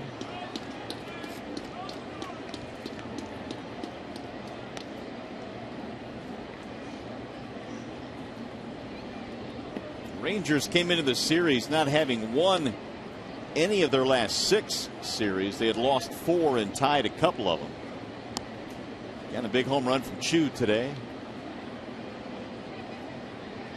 And again, the 2-2. It's outside. 3 balls, 2 strikes now on Moreland.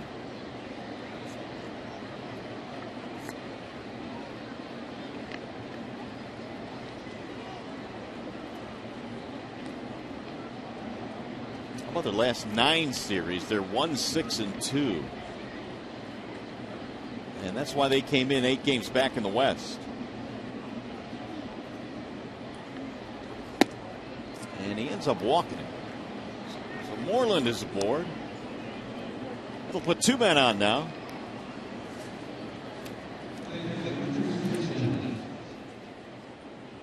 And Chris Jimenez will step in.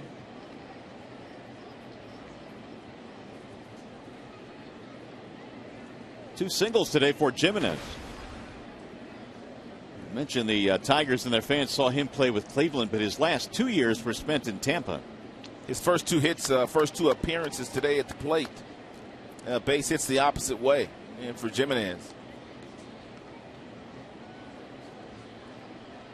Oakland A's had him in spring training, and they put him on waivers at the end of the month in March. He was picked up by Texas.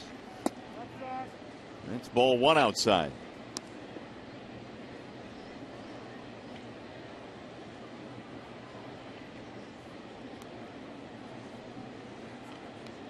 Two-run shot by Chu here in the 4th inning. Making it 7-0 Rangers. Here's the 1-0. Off the end of the bat, foul. 1 ball, 1 strike.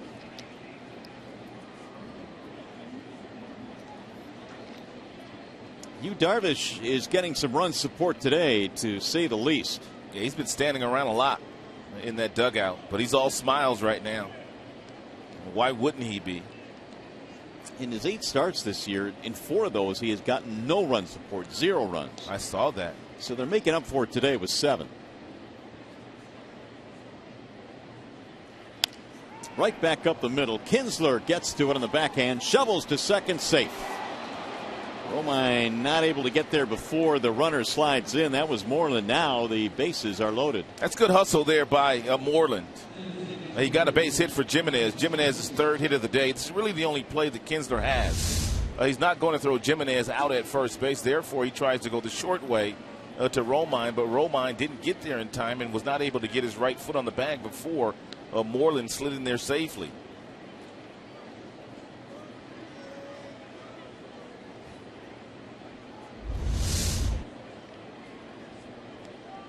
Here's Michael Choice. The bases are loaded. Nice day so far for Jimenez. We haven't even completed 4 innings today, and he's got 3 hits. It's a pretty good start. There's a check swing. He went around. Said Ed Hickox down at first base. 0-1 on Choice. Fly ball and a walk in this game. Hitless in his last 14 at bats now.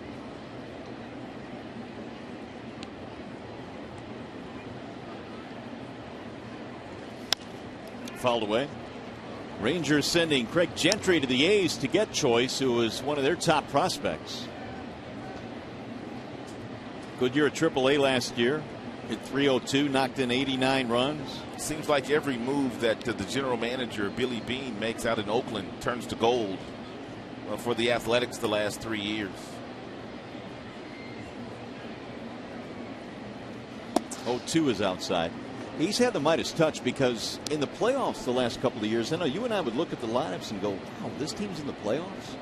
I mean, it's not that they didn't have talent, but they don't have the marquee names. But they have the one guy, Cespedes, but he really hasn't performed at an MVP level. Crisp is very valuable to their offense. Now the 1-2. 2 balls, 2 strikes on Michael Choice. But they don't have a whole lot of headliners. Sonny Gray, I believe, anchors their rotation these days. He's a youngster that pitched against the Tigers last year in the postseason, and he's really good, but still very young.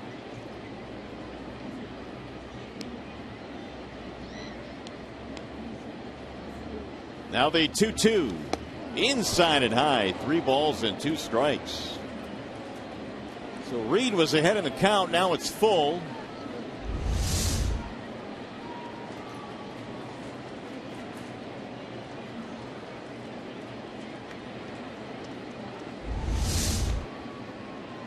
Rangers now will start the runners with 2 outs.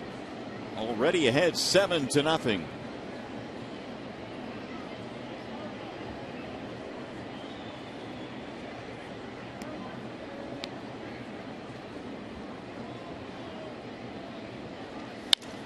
Right back up the middle. Diving try. Kinsler. It's off his glove. 2 more runs will score. Rios and Moreland come in. And it's now 9-0 in favor of the Rangers. Yeah, Rangers gonna open up a can here today.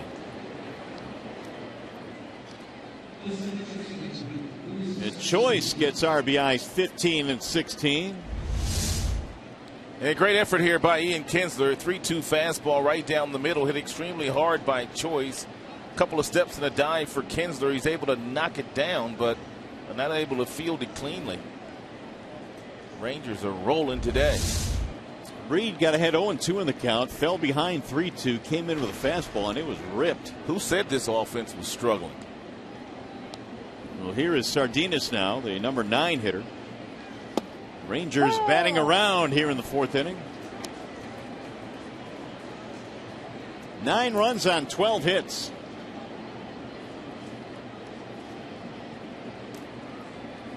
So that makes them 12 for 21 in this ball game with the 12 safeties.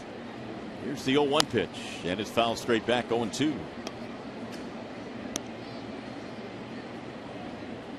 Sardinas knocked into a double play back in the 3rd, but he has a double as well.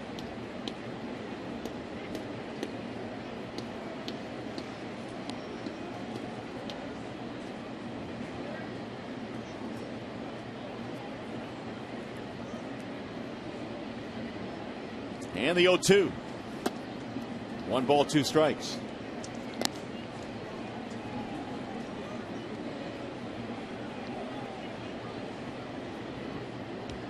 Two in the 2nd, 3 in the 3rd, and 4 here in the 4th inning for the Rangers.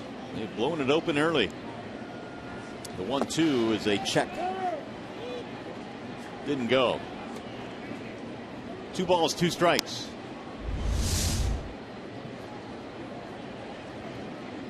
Ooh, pretty close.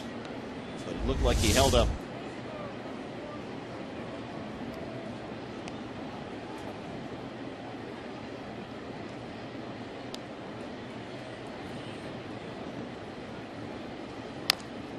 Little number toward 3rd base. Castellanos has it. That'll be the final out of the inning as they send 9 men to the plate and score 4 times.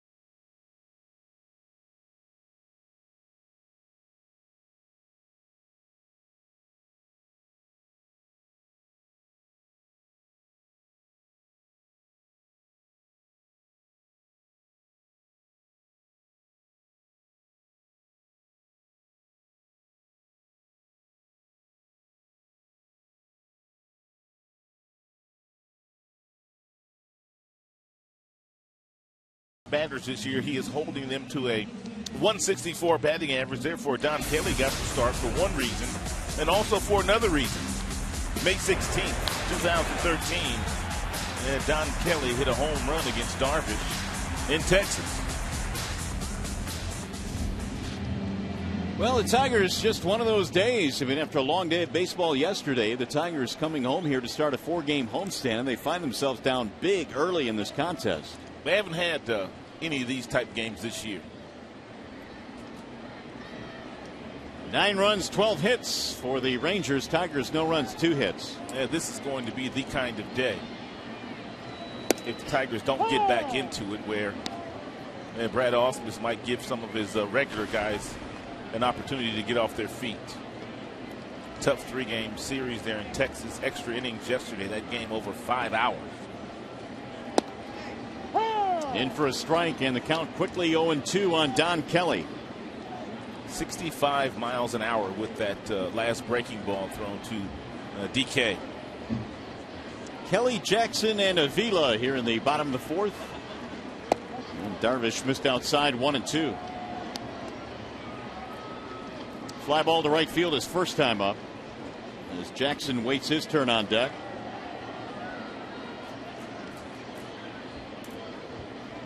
Here's the 1-2. Pulled to the right side of the infield and caught by the second baseman Sardinas. Here's the Comerica Bank game summary. Well, Robbie Ray didn't fare too well early today. 3 1/3. He gave up 9 hits, 7 earned runs, and was taken out in the 4th inning. Meanwhile, Robertson, their center fielder, left the game in the 3rd after colliding with Alex Rios. And a 2-run shot by Shin-Soo Choo. And that injury list just continues to lengthen for the Texas Rangers. Strike 1 on Jackson. Austin hit a ball to the third baseman his first time up.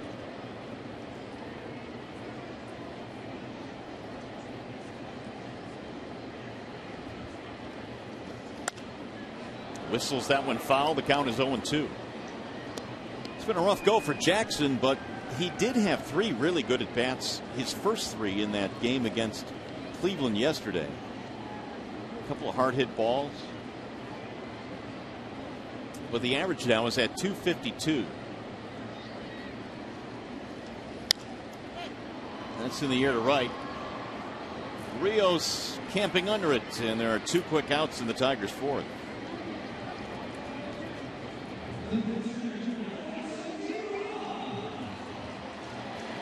Going to bring up Avila.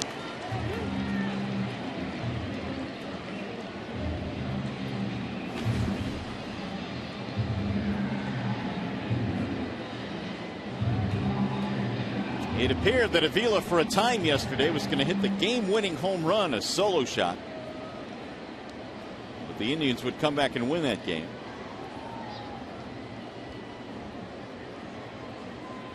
Avila has hit safely now in 5 in a row. He had a really nice series in Cleveland. He likes hitting in that ballpark. He's gotten several big hits at Progressive Field in Cleveland. The latest, this homer yesterday, solo shot.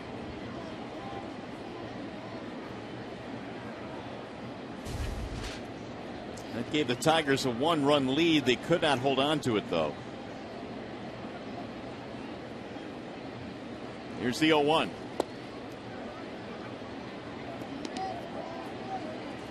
In fact, Avila for the entire trip hit 318.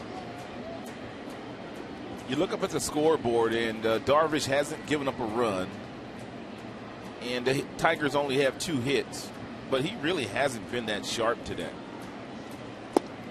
Now, I was thinking the same thing. Now, he got a break when Cabrera hit a rocket against him, lining into a double play in the 3rd. But he's walked 3 batters in this game. Hasn't been extremely sharp. He's ahead, though, on Avila here with 2 outs, nobody on.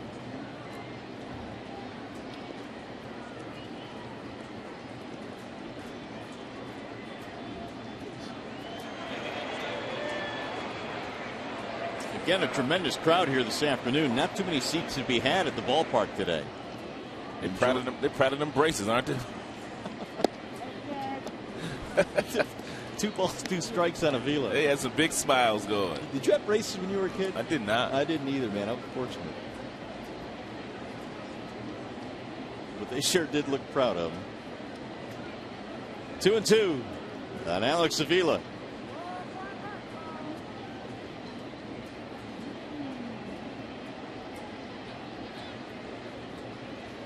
Swing and a miss struck him out, and Darvish has his first 1-2-3 inning of this contest. 4 in the books here at Comerica.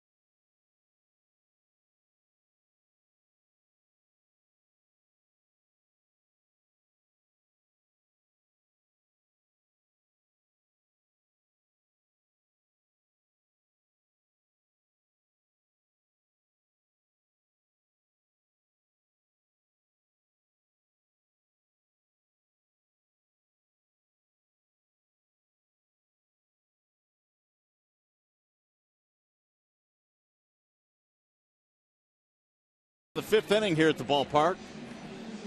And it's been all Texas today. They have 12 hits in this contest. The Tiger starter Robbie Ray was knocked out early. Evan Reed had to come on.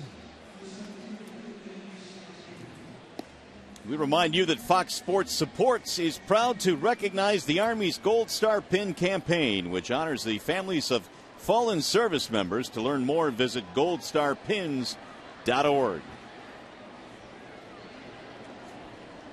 We'll Reed back to the hill now as we head to the fifth inning here in Game 1 in this 4-game series. The Rangers sent 9 men to the plate in the fourth inning. Therefore, Leonis Martin will lead off the fifth. He led off the fourth and did so with a base hit.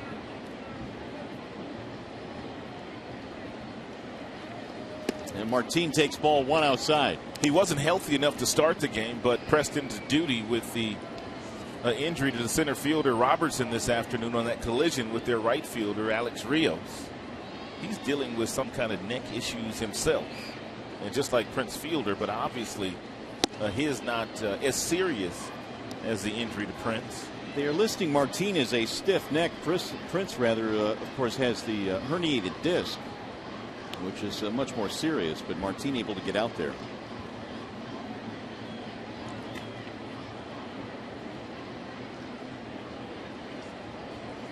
Now the 1-1.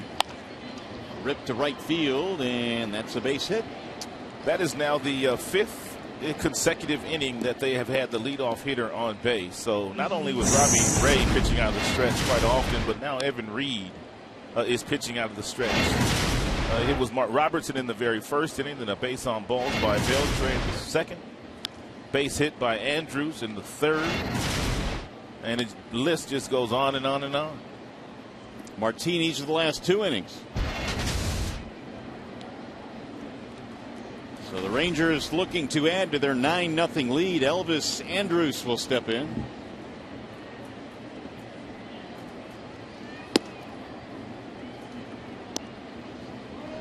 And if you're the Texas Rangers, I mean, runs have not been easy to come by this year. And they are going to grind out every last one of their at-bats today. They're trying to attack a big number on Detroit today and send a message to the Tigers. 2-0 on Andrews. Elvis on base 3 times. He has scored twice.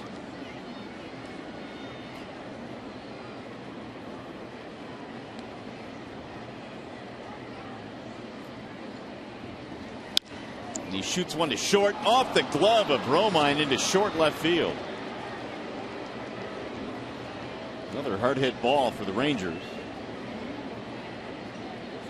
Yeah, I don't know how they're going to rule that. Ball was hit hard, but Romine probably should have made that play. And they're going to give him an error. E6.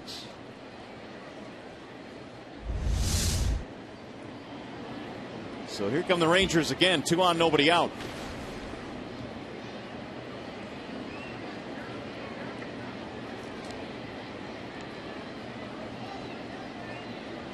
Shin-Soo Choo looks at ball 1.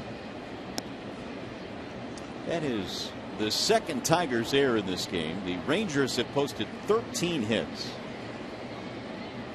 Still nobody out here in the 5th inning.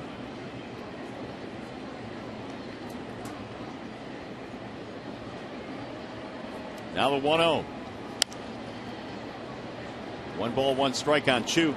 The Rangers for the last number of years always mentioned in the same breath as the Tigers and the Boston Red Sox as some of your better offensive clubs in the American League. So you knew it was just a matter of time before a lot of these guys woke up. And some of their careers have been way too positive.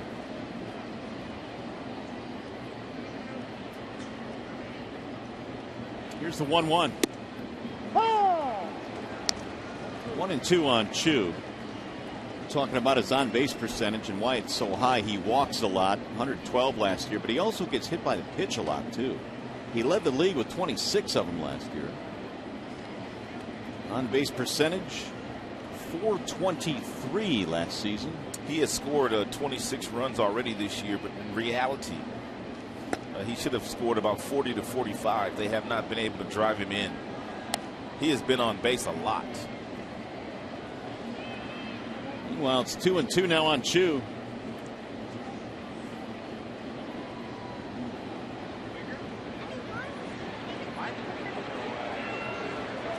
That looks good. Daddy got some sugar.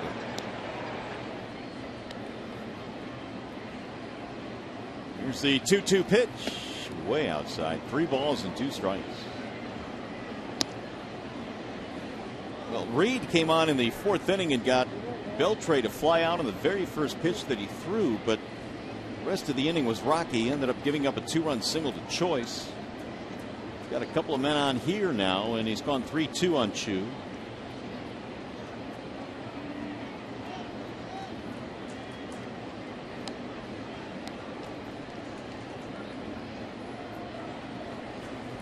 Way outside, another walk.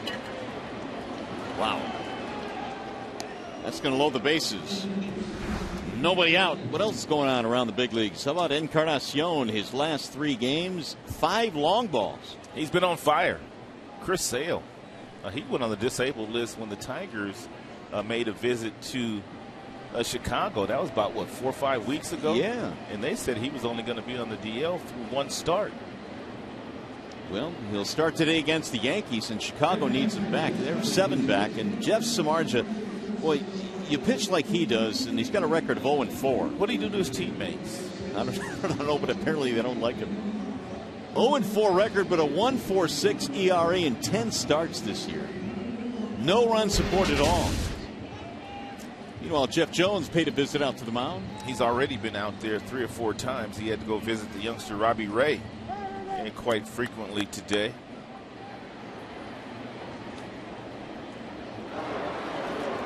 There is action in the Detroit bullpen. Phil Coke loosening up. Here's Beltre now. He'll bat with the bases loaded. Already has 2 RBIs in the game.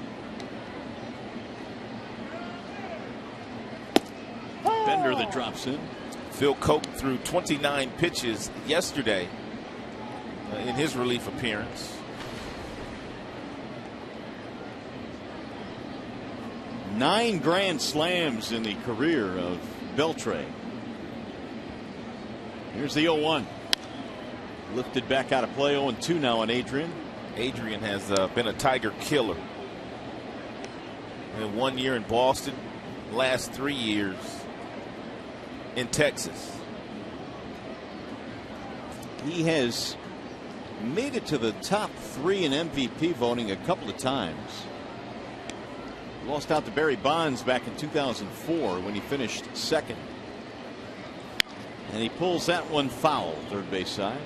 Believe it or not, the year that Miguel Cabrera won the Triple Crown, Adrian Beltre was the starting third baseman at the All-Star game. How does that happen? I don't even know. I mentioned earlier 3 different teams he has hit 100 home runs with, including the Rangers, Dodgers, and Seattle, the other 2. I mentioned that Phil Coke threw 29 pitches yesterday. He also threw 33 pitches on Monday, so he will be pressed into duty here today, having had to log quite a few pitches for a reliever the last couple of outings.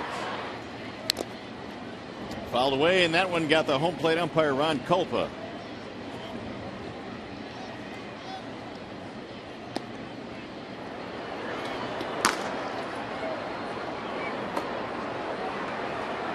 Coke loosening up in the Detroit bullpen. They're airing it out right now.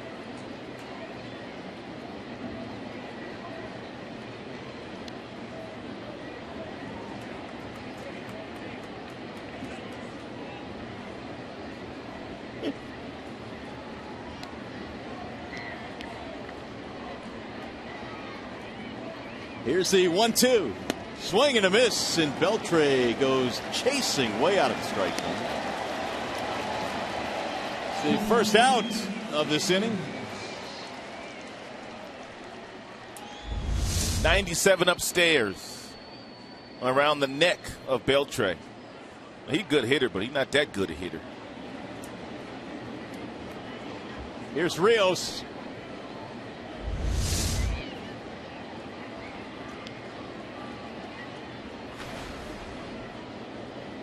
Big day today for Rios, 2 for 3. He scored a couple of times, knocked one in, bends out of the way of a ball inside 1-0.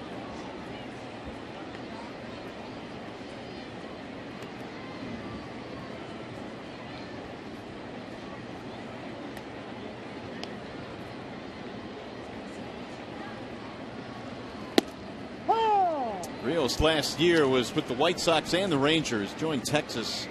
Combined to go 18 homers, 81 RBIs between the two teams.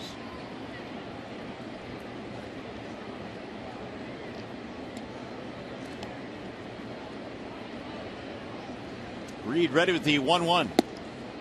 Strike called. Rios just gets it done quietly every year. If you look up at the end of the season, he's going to be anywhere from 280 to 300. He's going to have at least 20 homers, 20 steals, and 75 to 85 RBIs. And in right field, he's very good. Real good throwing arm. Reed strikes him out, 2 gone. But he does it awfully quiet.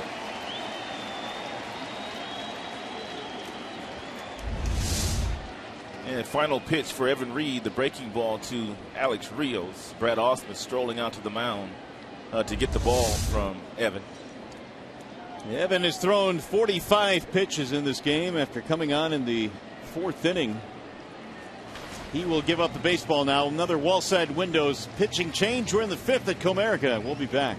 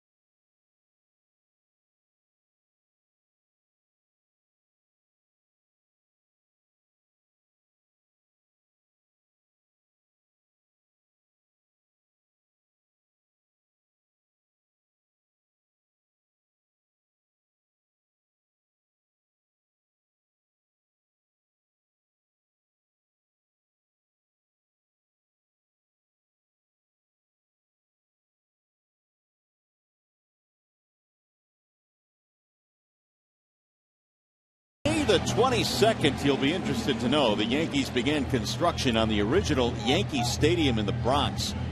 Back in 1922, Ted Williams sworn into the U.S. Navy. Mario Mendoza finished his career with a .215 average in 1982. He is better known for the Mendoza line. That's a .200 batting average, and he was a slick fielding shortstop, but boy, he couldn't hit his weight out of wet paper sack. Yeah, you know, slick fielding shortstop, once you hear those terms, that usually means he couldn't hit. Hey, he could field that baseball, though. He had a great glove.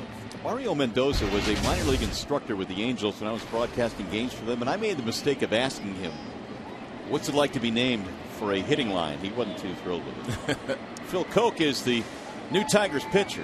And 33 pitches for Phil Koch on Monday, through 29 more yesterday, but with the stress of this game and Robbie Ray being bounced after 3+, Phil is going to have to give the Tigers at least 1 inning here today. Mitch Moreland batting here. Bases are still loaded with Rangers. They lead 9-0.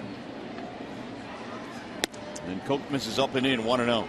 absolutely nothing wrong with the velocity of Phil Koch these days. Fastball 93 to 95, but he's had a very difficult time of getting outs and having positive outings.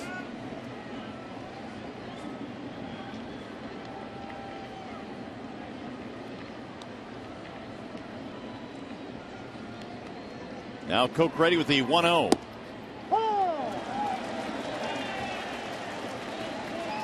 One ball, one strike. So today Robbie Ray goes 3 in the third, and then Reed came on in the 4th inning, and now Koch here in the 5th, as the Tigers will try and piece together the rest of this game in terms of their bullpen situation.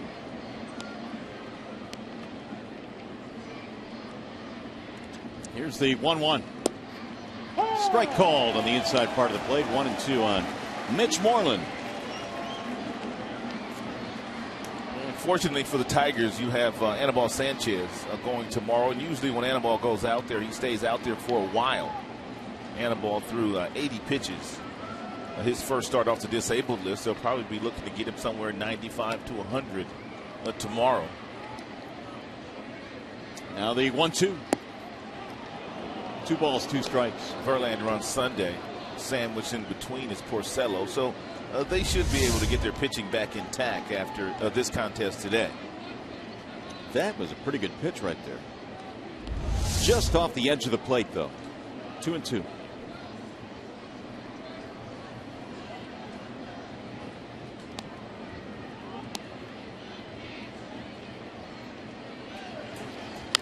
Bouncing ball to second.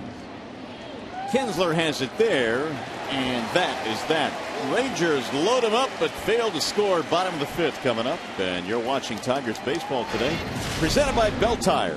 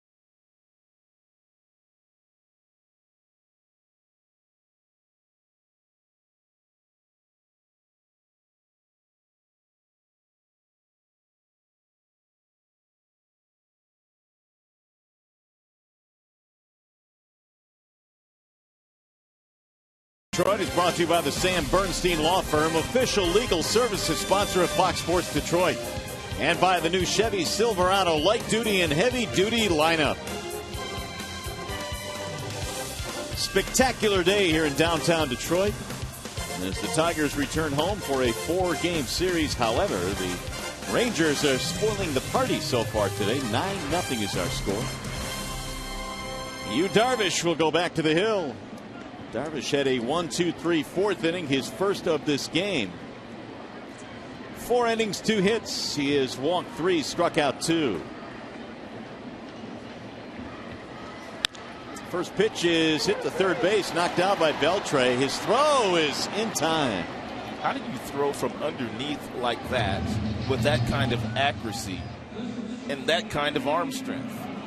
And Beltre's already committed quite a few errors this year for himself. He's a Gold Glove defender down there, but he booted it, he kicked it, then he picked it up and threw it flat-footed, and he threw a strike. He even kicked the ball. and still got him. And yeah, he has committed 6 errors this year. Elvis Andrus, his shortstop, was making fun of him. Those two have a lot of fun with each other. Here's Romine. Andrew grounded out, 0 for 1. Tigers have been out hit today 13-2. Romine sends a fly ball to right. Rios camps under it. 2 up, 2 down. Well, Ian Kinsler is stepping in now, and of course spending his entire career until this year with the Rangers, and he talks about keeping in touch with some of the former teammates. I still stay in touch with some of them, and you know, a little trash talk before the series. Never hurt anybody. Have you had any yet? Yeah, of course, Adrian. Everyone knows Adrian likes to talk trash. So. Well, so far it's the Rangers that have had the last laugh, though, here today. Kinsler, a double and a walk. And he looks at a strike. Of course, Ian made headlines in spring training just a couple of days after he put his new team's uniform on. He did not have very kind words for their general manager, Mr. Daniels. And he also said he hoped that his former team went 0-162. Which, I mean, when you think about it, you obviously have to take that as a joke. No doubt. Nobody's going to go 0-162, but it did ruffle feathers. It's been a good trade for the Tigers. Kinsler has provided everything they have needed. The 0-2. Back toward the seats and out of play. Only 2 hits today for the Tigers. Cabrera had a single in the first inning, and a double by Kinsler in the third. That has been it.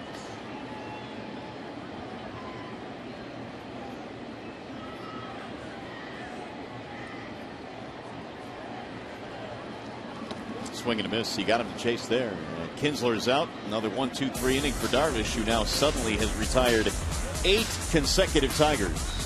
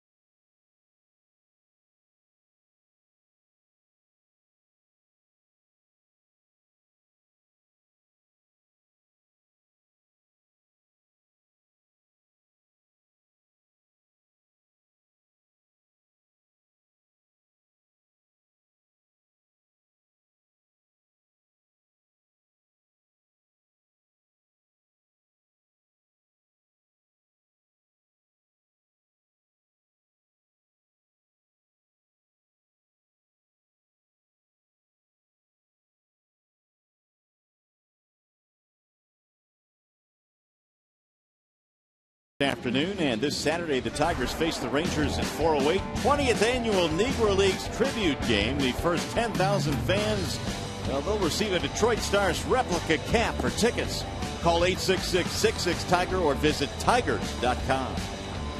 Special weekend here at the ballpark this weekend.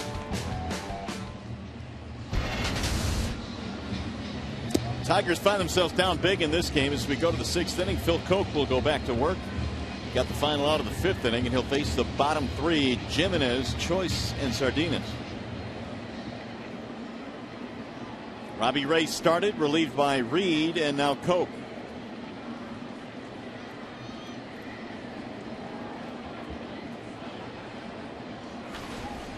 Well, it's been a day for Jimenez. 3 hits and an RBI in his first 3 at bats.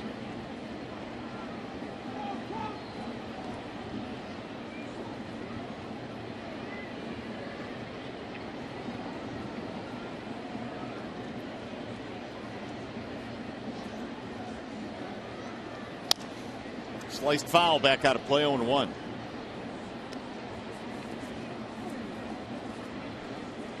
Mentioned Sanchez tomorrow in game 2, Porcello, then Verlander. That's how the Tigers line them up in this series. By the way, did you get your dry cleaning in today? I did not make it today. It's going to be tough, man. 4-game homestand, then back out west. Really a 3-day homestand. We're out of here on Sunday. Well, that's a good point. Ball inside, 1-1.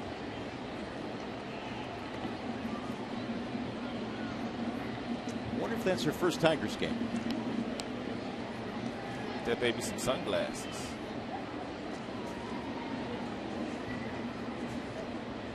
Doesn't seem real interested. Here's the 1-1. To the right side of the infield, Kinsler gobbles it up. So Jimenez retired for the first time in this game. He's 3 for 4 now.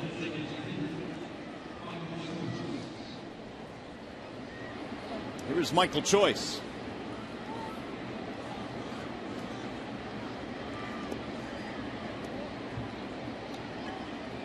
Choice a 2-run single in the 4th inning. And that was off of Evan Reed.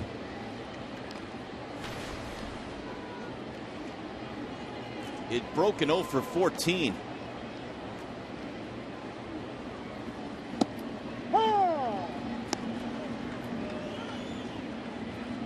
Choice hit his first major league home run this past April. He's got 2 of them now at the big league level.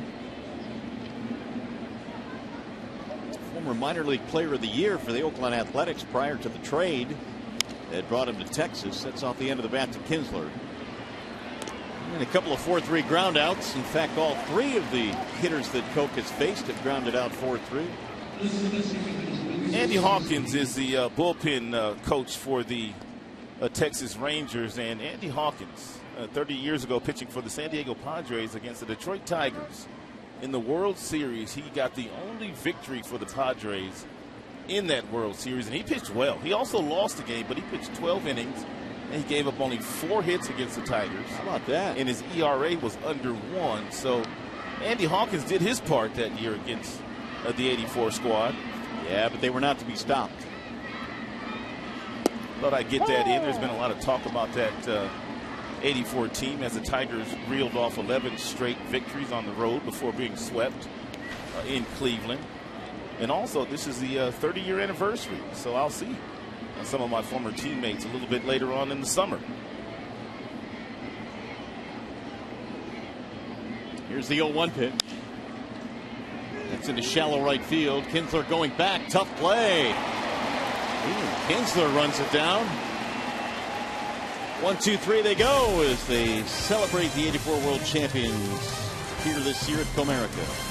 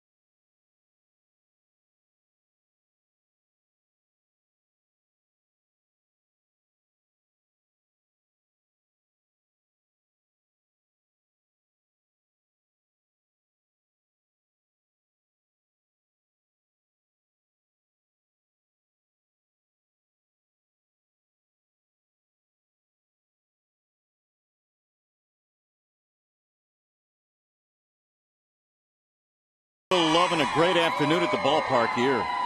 9-0 in favor of Texas. The youngsters are having fun. Go Tigers. Torrey Hunter leads it off, facing Yu Darvish. And Torrey looks at ball one outside. Hunter, Cabrera, Martinez. These are the 2, 3, and 4 men for the Tigers. 9 runs, 13 hits for Texas. No runs, 2 hits for Detroit. Ripped to left field. That's down. It's going to go to the corner and extra bases. All the way to the wall. Torrey motors to second. He is in with a leadoff double. Tigers have hit quite a few balls hard today against Darvish, but they really haven't been rewarded. Jackson hit a liner to third base. Miguel Cabrera also hit a bullet to Beltre, but this fastball at 89 miles an hour right down the middle, Hunter able to turn on it and gets himself a double. Third hit today for Detroit. That'll bring up the aforementioned Miguel Cabrera. And Torrey Hunter's got those fresh legs today. He did not play in that 5-hour game yesterday in Cleveland.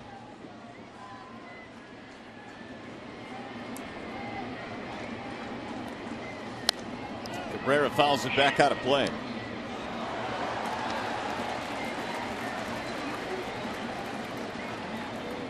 No balls and 1 strike.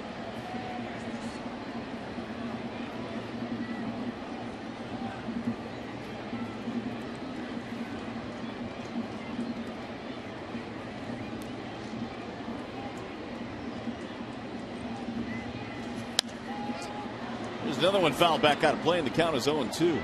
Well, you know what Thursdays are on Twitter, right, Rod? Throwback. That's right, Throwback Thursdays. And Torrey had a throwback tweet today. I didn't have a care in the world. There's a little Torrey Hunter. He tweeted a couple of days ago, well, last Thursday actually, a picture of him in his Little League uniform. He was making fun of himself with his high socks. There's a ball up and in, 1-2. He loves to have fun. Oh, that he does. Keeps that clubhouse loose. Great soundbite.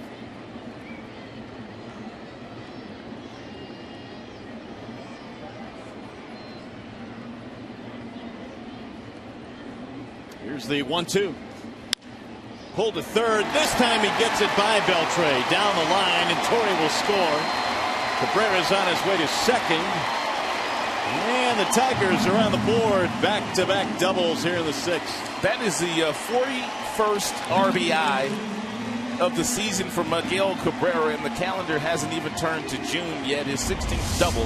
A hanging breaking ball thrown by Darvish. Great concentration by Miguel Cabrera. Keeps those hands close, and that's how you're able to keep that ball fair.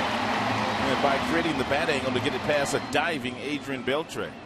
What do you say about the really great hitters? They hit the number ones. Yes, they do. Well, Miggy today 2 hits and really should have 3. The out he made was a rocket. Nobody scares Cabrera. He takes the back seat to no one. No one. No left-handed hitter, no right-handed hitter. Not these days.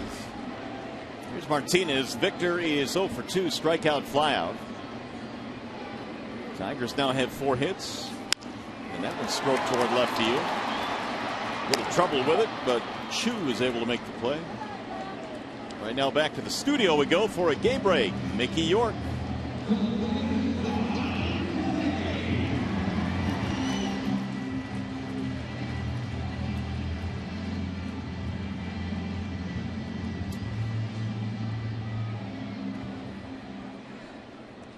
Yes, we did. So does the dry cleaner, too. 1 out with a man on, and here is Don Kelly. And he'll look at a ball outside, 1-0. Kelly today is 0 for 2. Soft liner to the second baseman his last time up.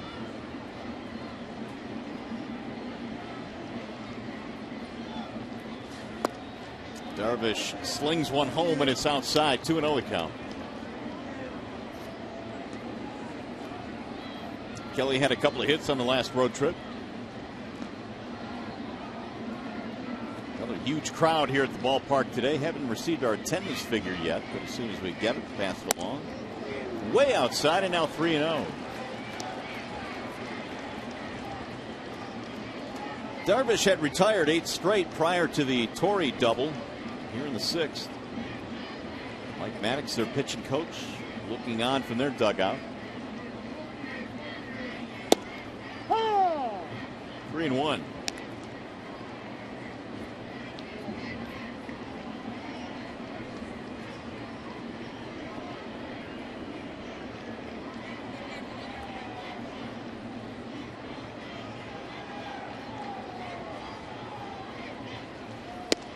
Three and 2 on Don Kelly.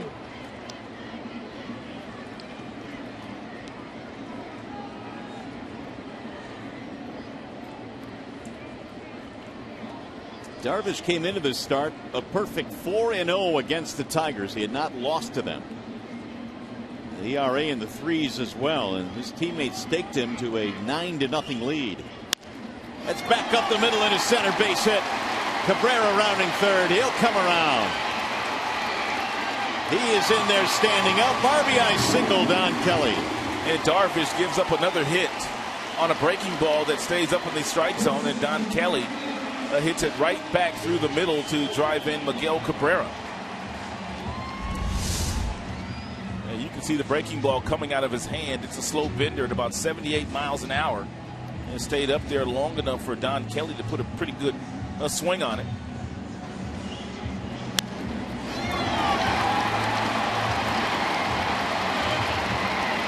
That sends Miguel around to score.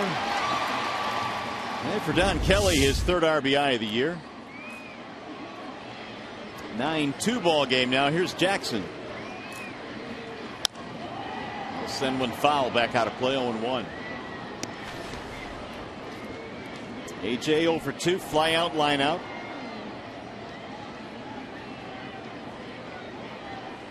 Darvish had a lot of international competition as well prior to joining the Rangers. The 0-1.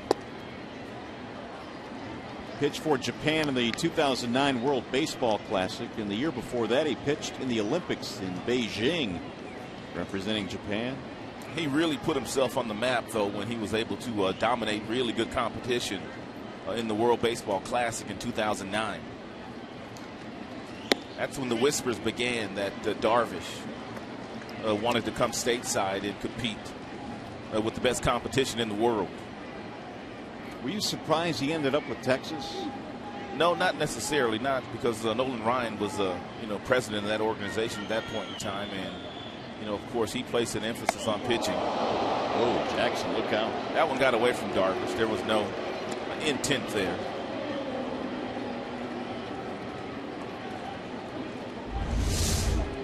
And Darvish got off to a sluggish start here today with Chris Jimenez, the catcher, catching him for the very first time. It took a while before they really got in sync here today before this inning.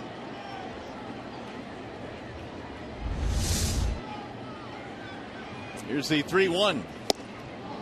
3-2 on Jackson. 90-mile-per-hour fastball right down the middle. Darvish's velocity really hasn't gotten up to 96 here today. He could sit there if he wants to.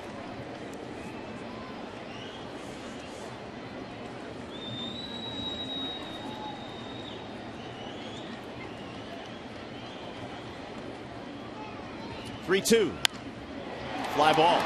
Left center field. Hit well. Chu going back. Looking up. And that ball is off the wall. They're going to stop Kelly at third base. Huge mistake by Don Kelly. Ball was hit to left center off the wall, but DK unable to score. Don Kelly with one out till you go halfway. And then you still have plenty of time to go back and tag if the ball is caught by Chu, but Don Kelly should have known this ball wasn't going to be caught, and once this ball hit the base of the wall, another hanging breaking ball, Don Kelly was standing on second base.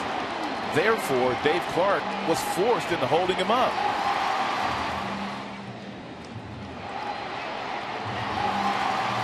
Yeah, if you're Don Kelly right there, you got to be halfway between second base and third base on that play.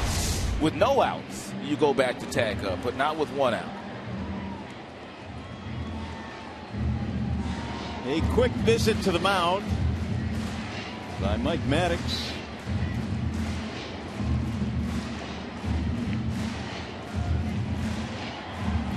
Xfinity is telling us that Darvish has touched 96 today. And he's gone as low as 65. Tigers showing some life. It's a 9-2 ball game. 4 hits in the inning off Darvish. 0-1 on Avila. Strikeout and a walk for Alex in the game.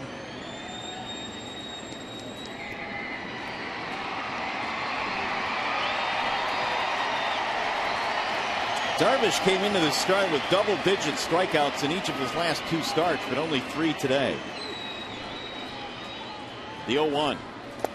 Bouncing in, 1 ball, 1 strike. This is starting to look like the kind of start for Darvish that you don't want to let get away from you. It looks like he's going to win this game because he's got a healthy lead, but at the same time, he's not going to be too happy if the Tigers tack 5-6 earned runs on him here today. Meanwhile, the Tigers get more action in their pen. Lefty Drew Smiley warming up. Leadoff doubles by Hunter and Cabrera to start the inning. Checked it down low, and the count goes 2-1. Well, it looks like the Tigers are going to be forced into doing what Terry Francona had to do yesterday in Cleveland. Use one of his starting pitchers out of the bullpen because the bullpen's been sort of taxed. Ausmus didn't want to do it, but he did say that Smiley would be available, and now he is up and throwing in the bullpen.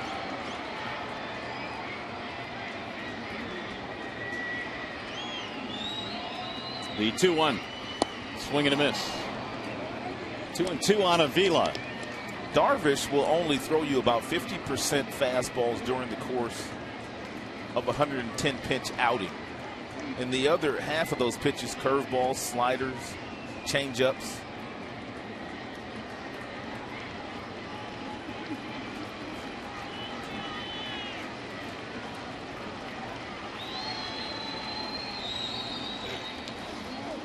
Blocked at home plate by Jimenez. Full count now on Avila, 3-2. Every single pitch that Avila has seen has been an off-speed pitch.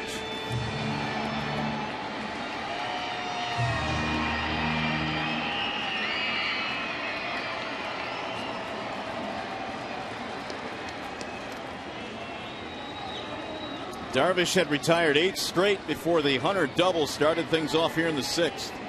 He has given up 4 hits in this inning. Rolled foul down the first base line. Avila is a smart enough hitter to know that despite having gotten so many breaking balls in this sequence from Darvish, 6 in a row, you cannot look for a breaking ball here 3-2. You have to still look for the baseball. You have to look hard. If he makes a mistake with a breaking ball, you can hit it. But you have to make sure you're able to cover that fastball too, should you get one in the low 90s. Swing and a miss. It's wicked. Another strikeout for Darvish, his 3rd. Make that his 4th strikeout.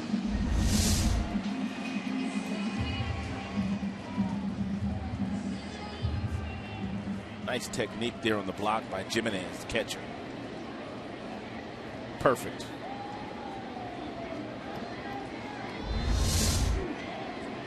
Two gone now. There's Castellanos. Popped up in the air, shallow right. And Rios comes in to make the catch. So the Tigers get a couple of runs. Offense wakes up a little bit. Hunter led it off with a double. Cabrera knocked him in. Don Kelly coming up with an RBI hit.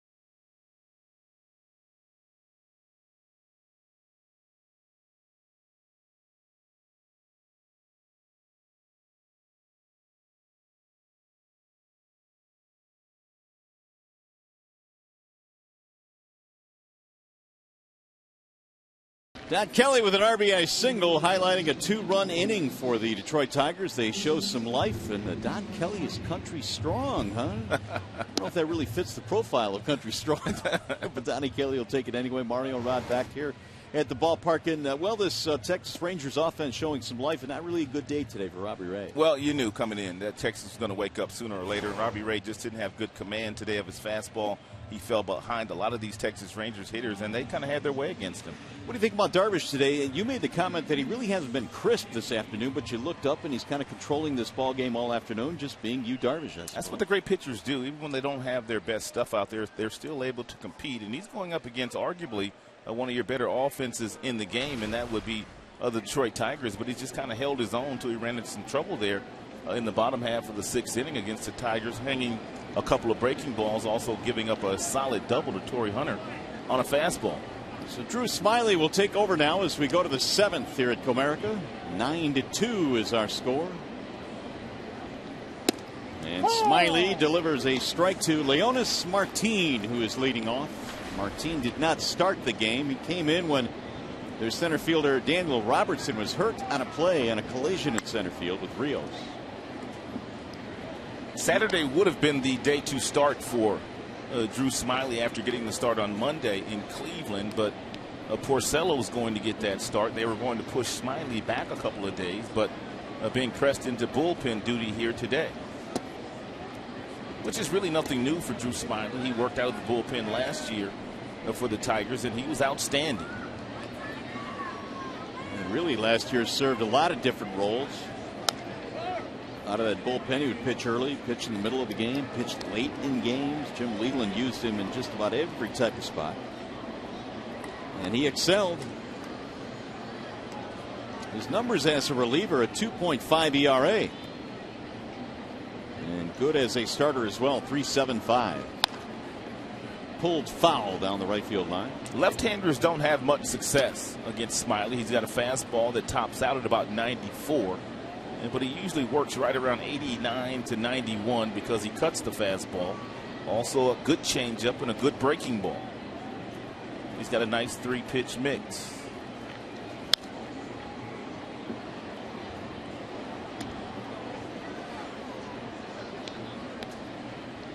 Yeah, there's what left-handers have done this year against Smiley. Just a 111 batting average with no damage. Swing and a miss. Martin retired, 1 out of the 7th. Well, Saturday is a full day of action, beginning with your Detroit Tigers taking on these Rangers on Fox Sports 1. Then it's the season premiere of Baseball Night in America. That's on Fox as the Cardinals battle the Reds, the Royals square off against the Angels, or the Nationals take on the Pirates. Our MLB doubleheader begins Saturday at 3:30 Eastern on Fox Sports 1 and continues at 7 Eastern on Fox. Low and outside to Elvis Andrus. 1 for 3 single. He's also drawn a base on balls.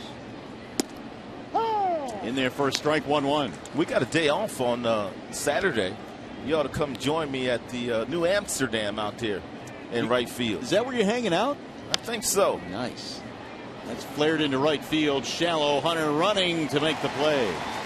You're big out there. Last time you went out there, you had to sign a ton of autographs. Let's go out. Let's have a party out there. Right. Take some photos. Yeah. We should do a game out there. I'm game. There's a lot of room out there for us. I mean, the play-by-play wouldn't be very good because it'd be good. You're calling it from right field and you're seeing the game backwards, but who cares? There are some that would say it's not good when I'm looking at it forwards too. It's a lot of fun out there. I did spend a day out there one day, and very casual. Ball inside to Shin-Soo Choo. One of the new looks this year at Comerica Park. 2-run shot for Choo earlier in this game. He looks at a strike, 1-1.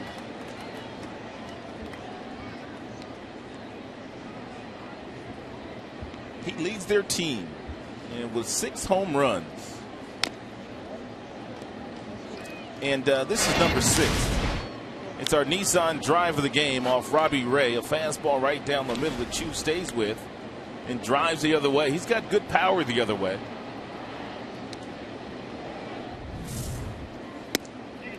Back him out of there again. 2-2 on Chu.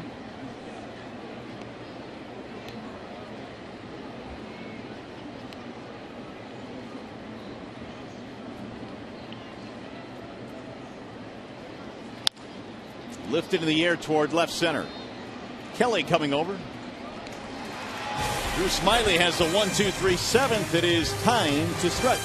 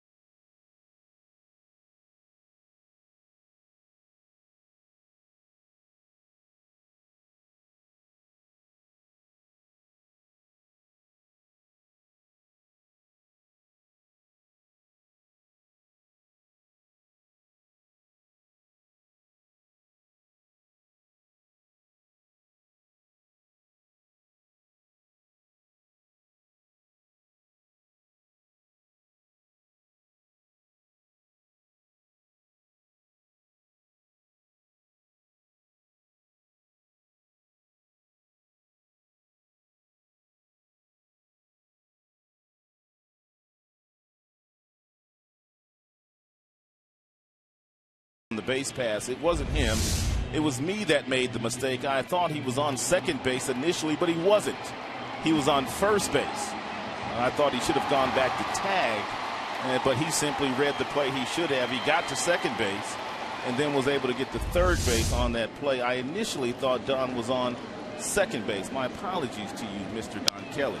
Knowing Don Kelly, he accepts your apology. Did you know that? That he was on first base? Yes. Yes. How come you didn't say nothing? Because you're the analyst, and I just wanted to make sure that you were making a point. And I'm thinking, well, okay, maybe that is the rule. Andrew Romine is leading off.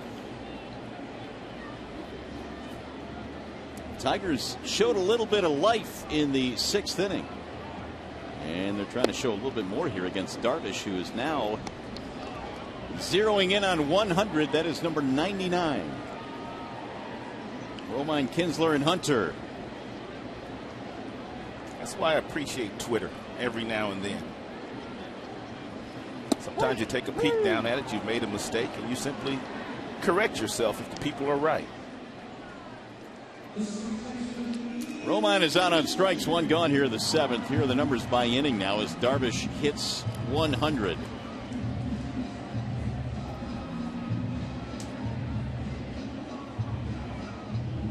He has had some lengthy innings himself, but for the most part has limited the damage. And here is Kinsler.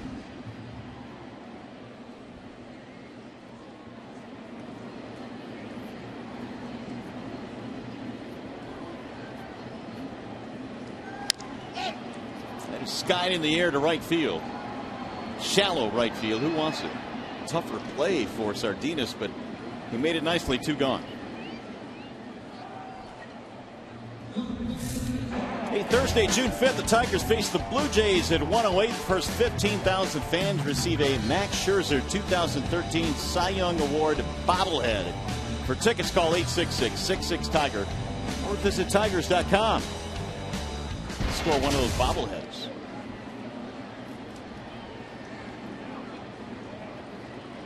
Here is Torrey Hunter. In for a strike.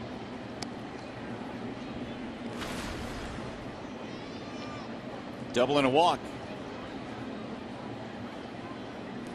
2-base hit started things off in the 6th. He'll foul that one back out of play. 0-2.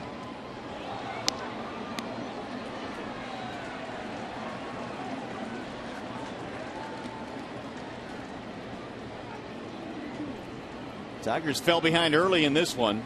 2 in the 2nd inning, 3 in the 3rd, and 4 in the 4th. As the Rangers ran out to a 9-0 lead, Detroit got a couple of runs in the 6th. And now Darvish with the 0-2. Ooh. I think barely made it to the plate. 55 miles an hour. Well under the speed limit. Darvish has thrown a pitch at 55 today, and he's thrown a pitch at 96 miles an hour. Threw that one in the dirt. 2-2.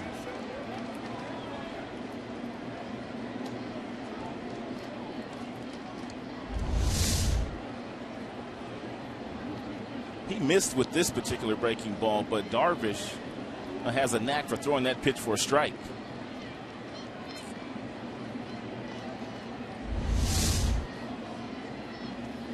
Swing and a miss. Hunter goes down, and Darvish rebounds with a 1-2-3 7th inning. On our way to the 8th here at Comerica, it is 9-2 Texas.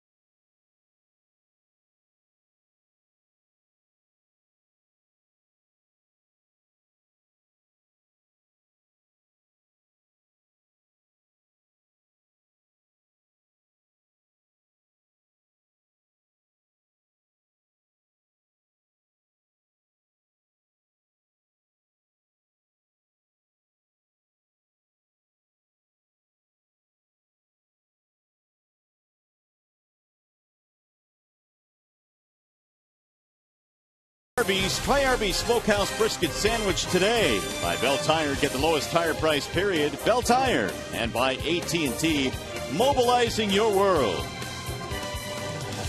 Spectacular afternoon here in the Motor City. Full house, just about. A little over 40,000 fans in attendance today. But Rangers took control of this game early, and they still lead 9-2 as we go to the 8th inning here at Comerica Park. And it looks like another pitcher in now for the Tigers, Albuquerque. A rough few days in Cleveland for Albuquerque. He balked home the winning run yesterday when the bases were loaded. The Tigers lost that game, of course, and he also gave up a walk-off home run to Michael Brantley. And so it's good to see Al get back out there today and get those last 3 days, get that taste right out of his mouth. Well, he's got Beltre to start things off here, then Rios and Moreland. And a strike called on Beltre.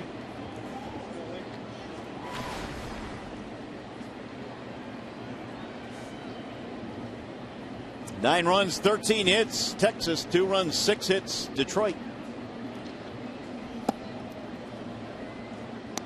Ray followed by Reed, and then Koch, and then Smiley, and now Albuquerque. In fact, Tigers really kind of quieted this game down when Koch came in, retired all 4 batters he faced, and Smiley had a 1-2-3-7.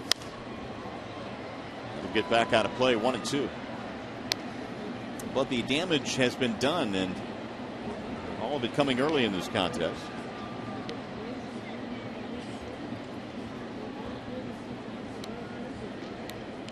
Ron Washington trying to get his team rolling a little bit. They came in 22-24. A lot of people don't know this about Ron Washington, but he was signed in 1972 out of a tryout camp by the Kansas City Royals as a catcher. So he is technically another former catcher that is managing in the big leagues. He said he only weighed about 165 pounds at that time and couldn't gain any weight. So after a couple of years as a catcher, he was moved to second base. I did not know that. I do remember Washington, though, when he was a coach with the A's, right? He would, third base coach, good coach. And he would, every day, I would see him. I'd get to the ballpark early. Every day he would be seated on one of those buckets. With his fungo. With his fungo. Waiting for his infield. Yep, I mean, every day, literally. And he gained so much respect for the players that he coached. Mark Ellis, Eric Chavez won a lot of gold gloves under Ron Washington. Tejada was a really good shortstop under his tenure. Didn't matter who. If you wanted to work, he was there. Here's the 1-2. 2 balls, 2 strikes on Beltran. I just can't see Wash as a catcher. No. He needed a few more pounds. He was a fun teammate. He was a fun teammate.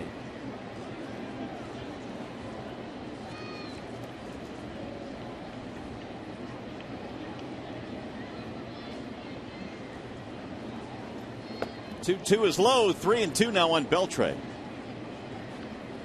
2-run double highlighted a big inning. It was a 3-run third for the Rangers. That was in the early part of all the scoring. They scored their runs in the second, third, and fourth. They bunched him up. Here's the 3-2. And he lost it. Ball 4. So the Tigers had retired 9 straight prior to that base on ball. Here's Alex Rios.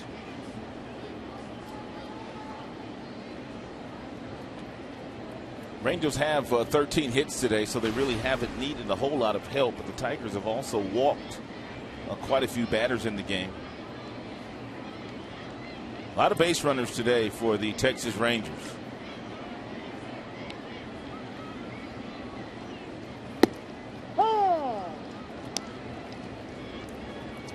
Well, they started the game by getting each of the first 5 leadoff men on. And it's 7 base on balls now for Tigers pitching in an awkward swing there by Alex Rios. That's what happens when you're looking for a breaking ball, and it's okay to do that against Albuquerque because he throws so many. But you have to be good enough to lay off that fastball if you're looking for that slider. Straight to the center fielder, Jackson.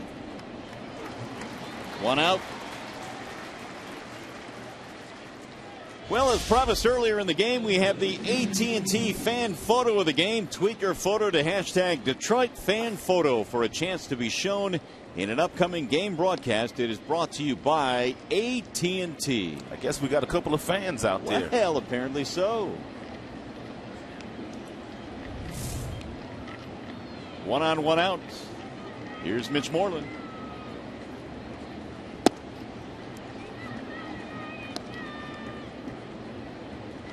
Moreland is hitless today, but he's been on base a couple of times, once on an error, once on a walk, and he has scored a run. 2-0 the count.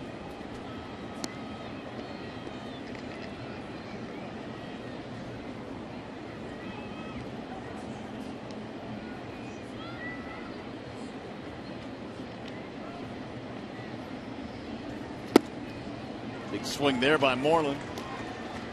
Rangers have had 13 hits in this contest. Moreland was their primary first baseman this year. Of course, he lost that job when they acquired Prince Fielder in the offseason. But Moreland going to get quite a few reps at that first base position while they decide what the best treatment and remedy is for Prince Fielder and that herniated disc in his neck. Prince had to be in pain not to play. Yeah, with that streak that he had. Like 547 or something like that. It was long. Here's the 3-1. Bouncing ball to short. Romine on the charge. Tags the bag 1. And that's a double play. 6-3 on the Twin killing as we go to the bottom of the 8th here at Comerica Park.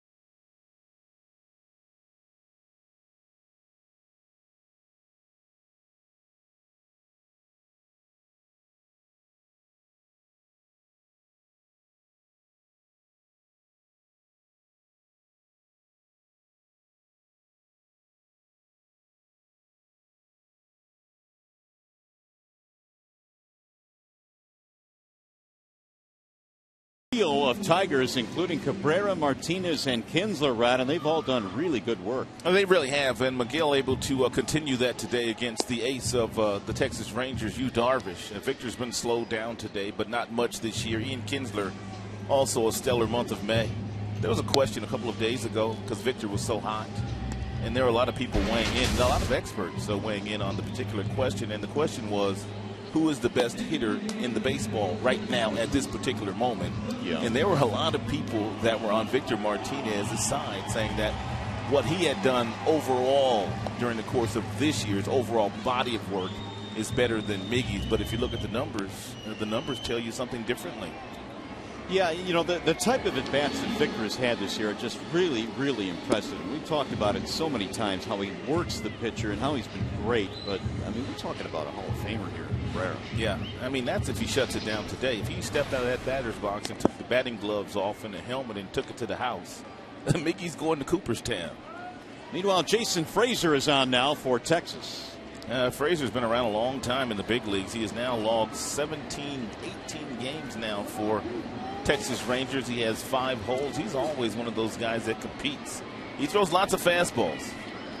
He's 36 years old. He will face Cabrera to start things off here in the bottom of the 8th, and Miggy looks at ball 1 high. His fastballs top out at about 95. They average 92. He also throws a split-fingered fastball. A lot of those splitters are to lefties, not so much to righties. And he has a pretty good slider, and he throws that mostly to the right-handed batters. Foul tip. 1 ball, 1 strike. Look who's warming up the bullpen, Rob. That's the last thing a manager wants to do. Danny Worth warming up. That is something Jim Leland said that he just hated to do. But sometimes you get pressed into duty. You got no choice sometimes. 1 ball, 1 strike. Way high. You know, Jason Beck has said that, who writes for MLB.com, Tigers beat writer Jason Beck, that Danny Worth apparently possesses a really good knuckleball. Danny's got a good arm, too. And so he may see some action here. Fouled back out of play. And Frazier got away with a hanging breaking ball there at 82. Miguel's upset at himself. Looked like he may have been sitting on it and fouled it straight back. When Miggy usually sits on a pitch and he gets that pitch, and very seldom does he miss it.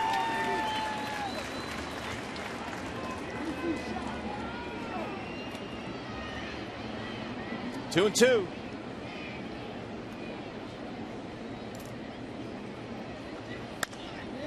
Fouled away. 9 runs, 13 hits, Texas. Tigers 2 runs, 6 hits. Here's Martinez waiting on deck.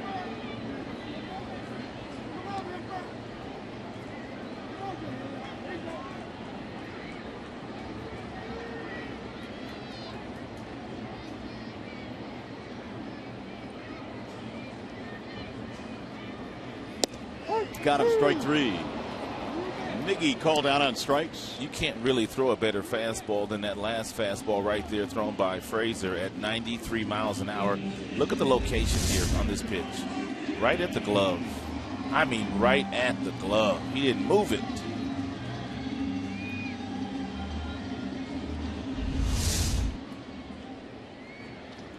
Here's Martinez.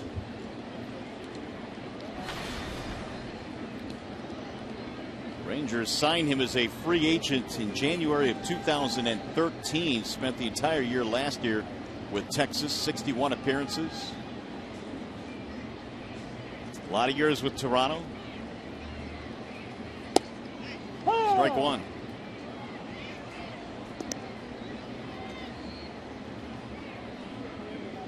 Martinez hitless in this game.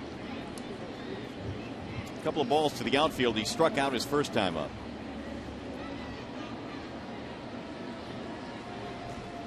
Outside. 1-1. Darvish goes the first 7, gives way to Jason Frazier here in the 8th.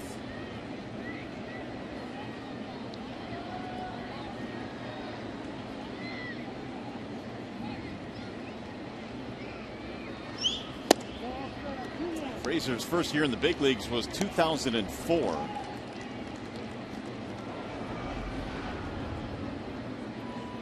He was originally a Tiger farmhand. The Tigers drafted him back in 1999. Spent a couple of years in the Tigers system, then was traded away.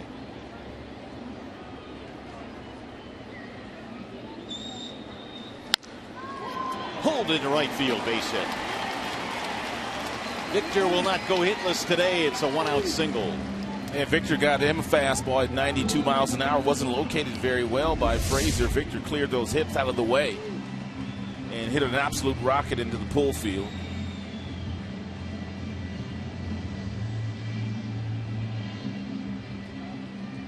And Victor beat the shift.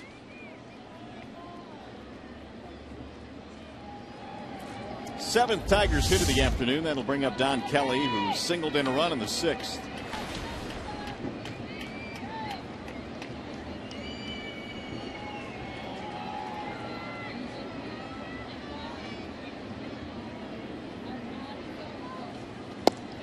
On the outer edge, 0-1. Tigers got their 2 runs in the sixth inning. RBI double by Miguel Cabrera. And then a single by Kelly scored him. But the Rangers at that point had built a 9-0 lead.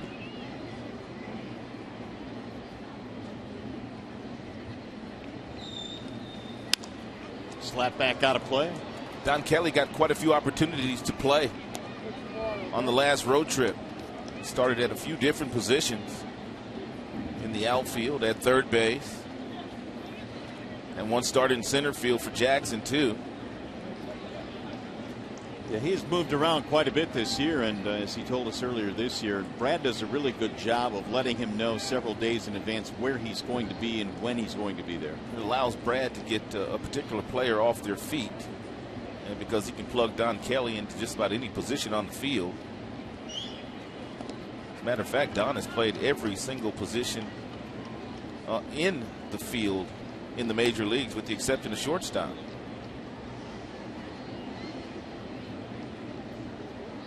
Yes, he's even caught. And pitched.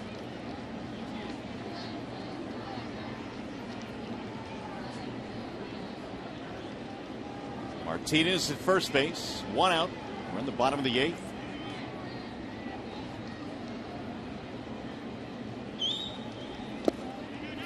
Blowing in the dirt again. 2 balls, 2 strikes on Don Kelly.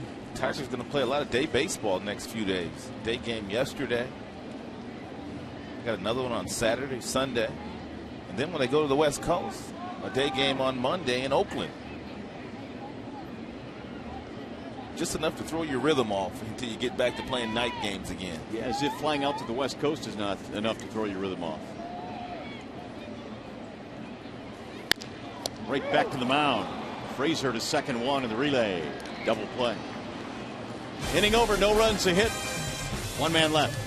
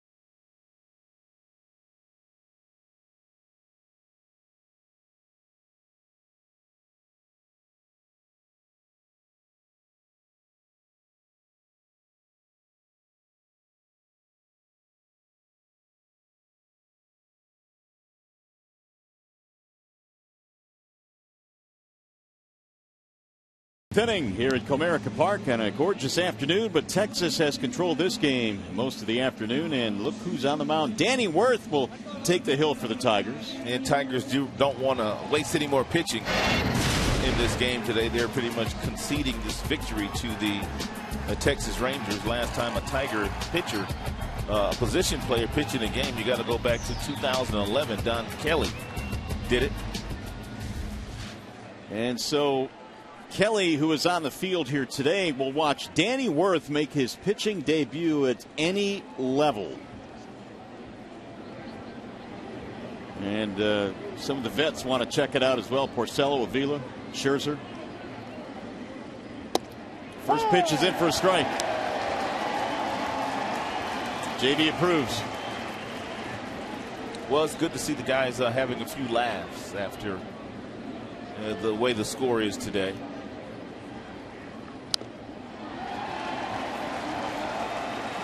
.69 miles an hour, 0-2 the count. That one danced a little bit. We mentioned that Wirth has a really, really good knuckleball that he messes around with his teammates. Here's the 0-2. That one sailed up and in. Tigers out of the pen today had Reed, Koch, Smiley, Albuquerque, and now infielder Danny Wirth. Again, that sails up. I'm trying to decide if Holiday has a different glove than he normally uses. It looks like that glove's a little bit bigger, but I really don't know. And why would he have a knuckleball glove anyway? Line to center field. Jackson will play it on one hop. Base hit. A lot of times, if there is a pitcher that throws a knuckleball exclusively, there is one of those mitts around that's a little bit longer. It's not necessarily a first base glove, but it's about the same size, but just a little bit thicker than a first base glove.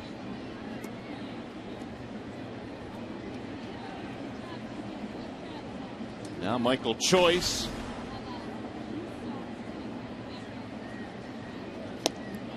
Big rip there by Choice, 0-1.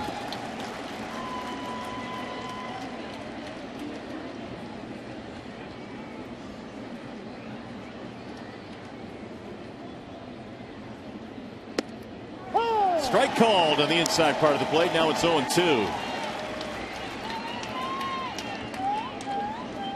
Jimenez has just recorded his first 4-hit game of his career.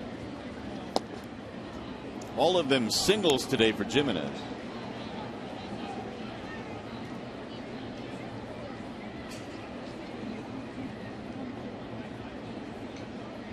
Here's the 1-2. Swing and a miss, struck him out. Huge round of applause for Danny Wirth. It is the most embarrassing thing when you're a player and a position player comes in and he faces you and he strikes you out. They're going to throw out the baseball. How about that? First big league strikeout for Danny Wirth. They threw the ball out. That is really funny. It's going to go on his mantle. Why not? His first major league strikeout. Sardinas swings and misses, 0-1.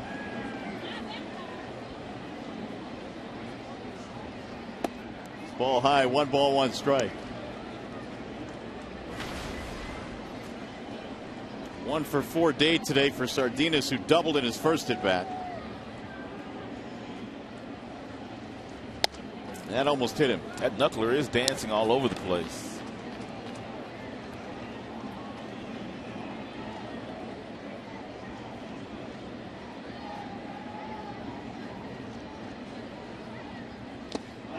Foul tip. 2-2. Well, I mean, it is kind of embarrassing, but then again, they're facing a guy who's not throwing hitting speed. Look at this knuckler. That's pretty nice. That's beautiful. Slice to left field, straight at Don Kelly. 2 gone. This is the most the crowd has been fired up all day. No doubt.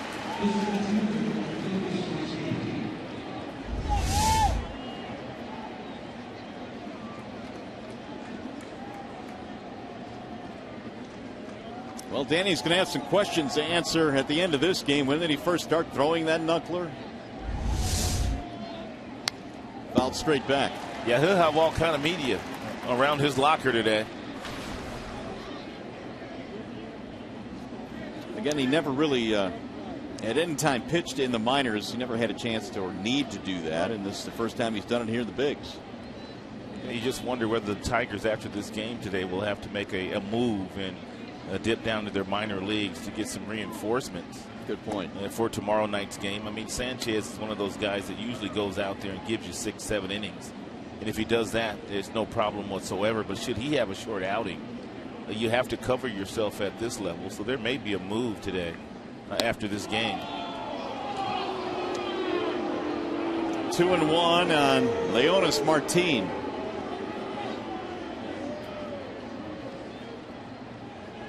Pitch range speed on Danny Wirth. He topped out at 87. 2-2. This crowd wants a strikeout. Yeah, they do.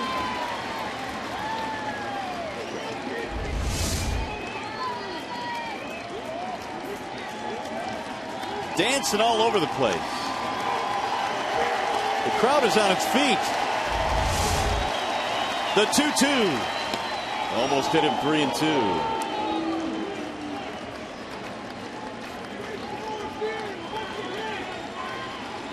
Might get a strikeout looking if he throws a fastball right down the middle. Martin might be looking for another knuckler. Got him, strike 3. Ron Copa rung him up. Danny Wirth in his major league debut on the mound strikes out 2 and gets a standing O. Well, why not? We go to the bottom of the 9th.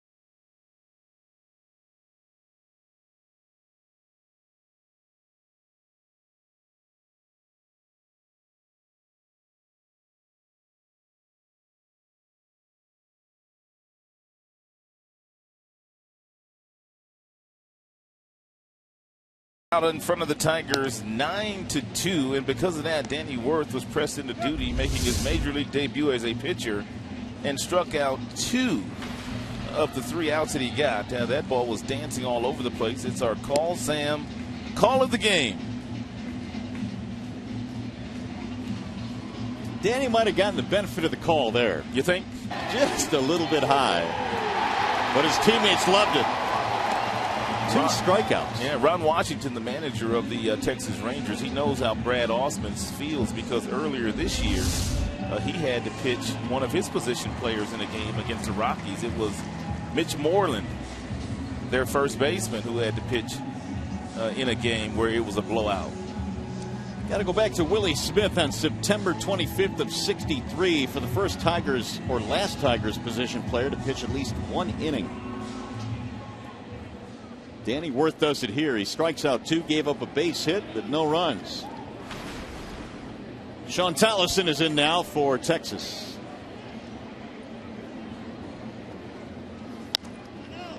Fouled out of play, 0-1.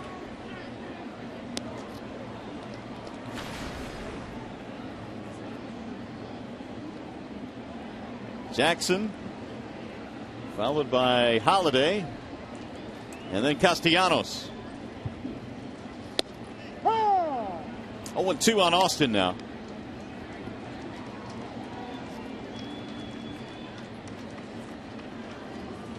So Danny Worth now, if you average out the numbers, his strikeouts per 9 is 18. That's a good start. Hey, it's a legit stat. It is a good start. The 0-2. Swing and a miss, and Jackson goes down. With one out, we check in now with Lindsay Hayes with a preview of Tigers Live. Lindsay? Hi, guys. Well, the fans over on the third base side, they're very excited about Danny Worth at least ending the game on a bright spot for the Tigers. That's for sure. Even a loud shout-out over here. But really, we're going to talk also to Brad Ausmus about the start of this one and Robbie Ray's command, what happened, what were the challenges there, all that and much more. Also, our Mickey York and Craig Monroe will break down all the action from our Call Sam studios. For now, though, back to you. All right, Lindsay, thanks. We look forward to that. That ball is popped straight up in the middle of the infield and caught by the shortstop, Andrews. 2 outs. Tigers down to the final out now. It'll be Castellanos stepping in.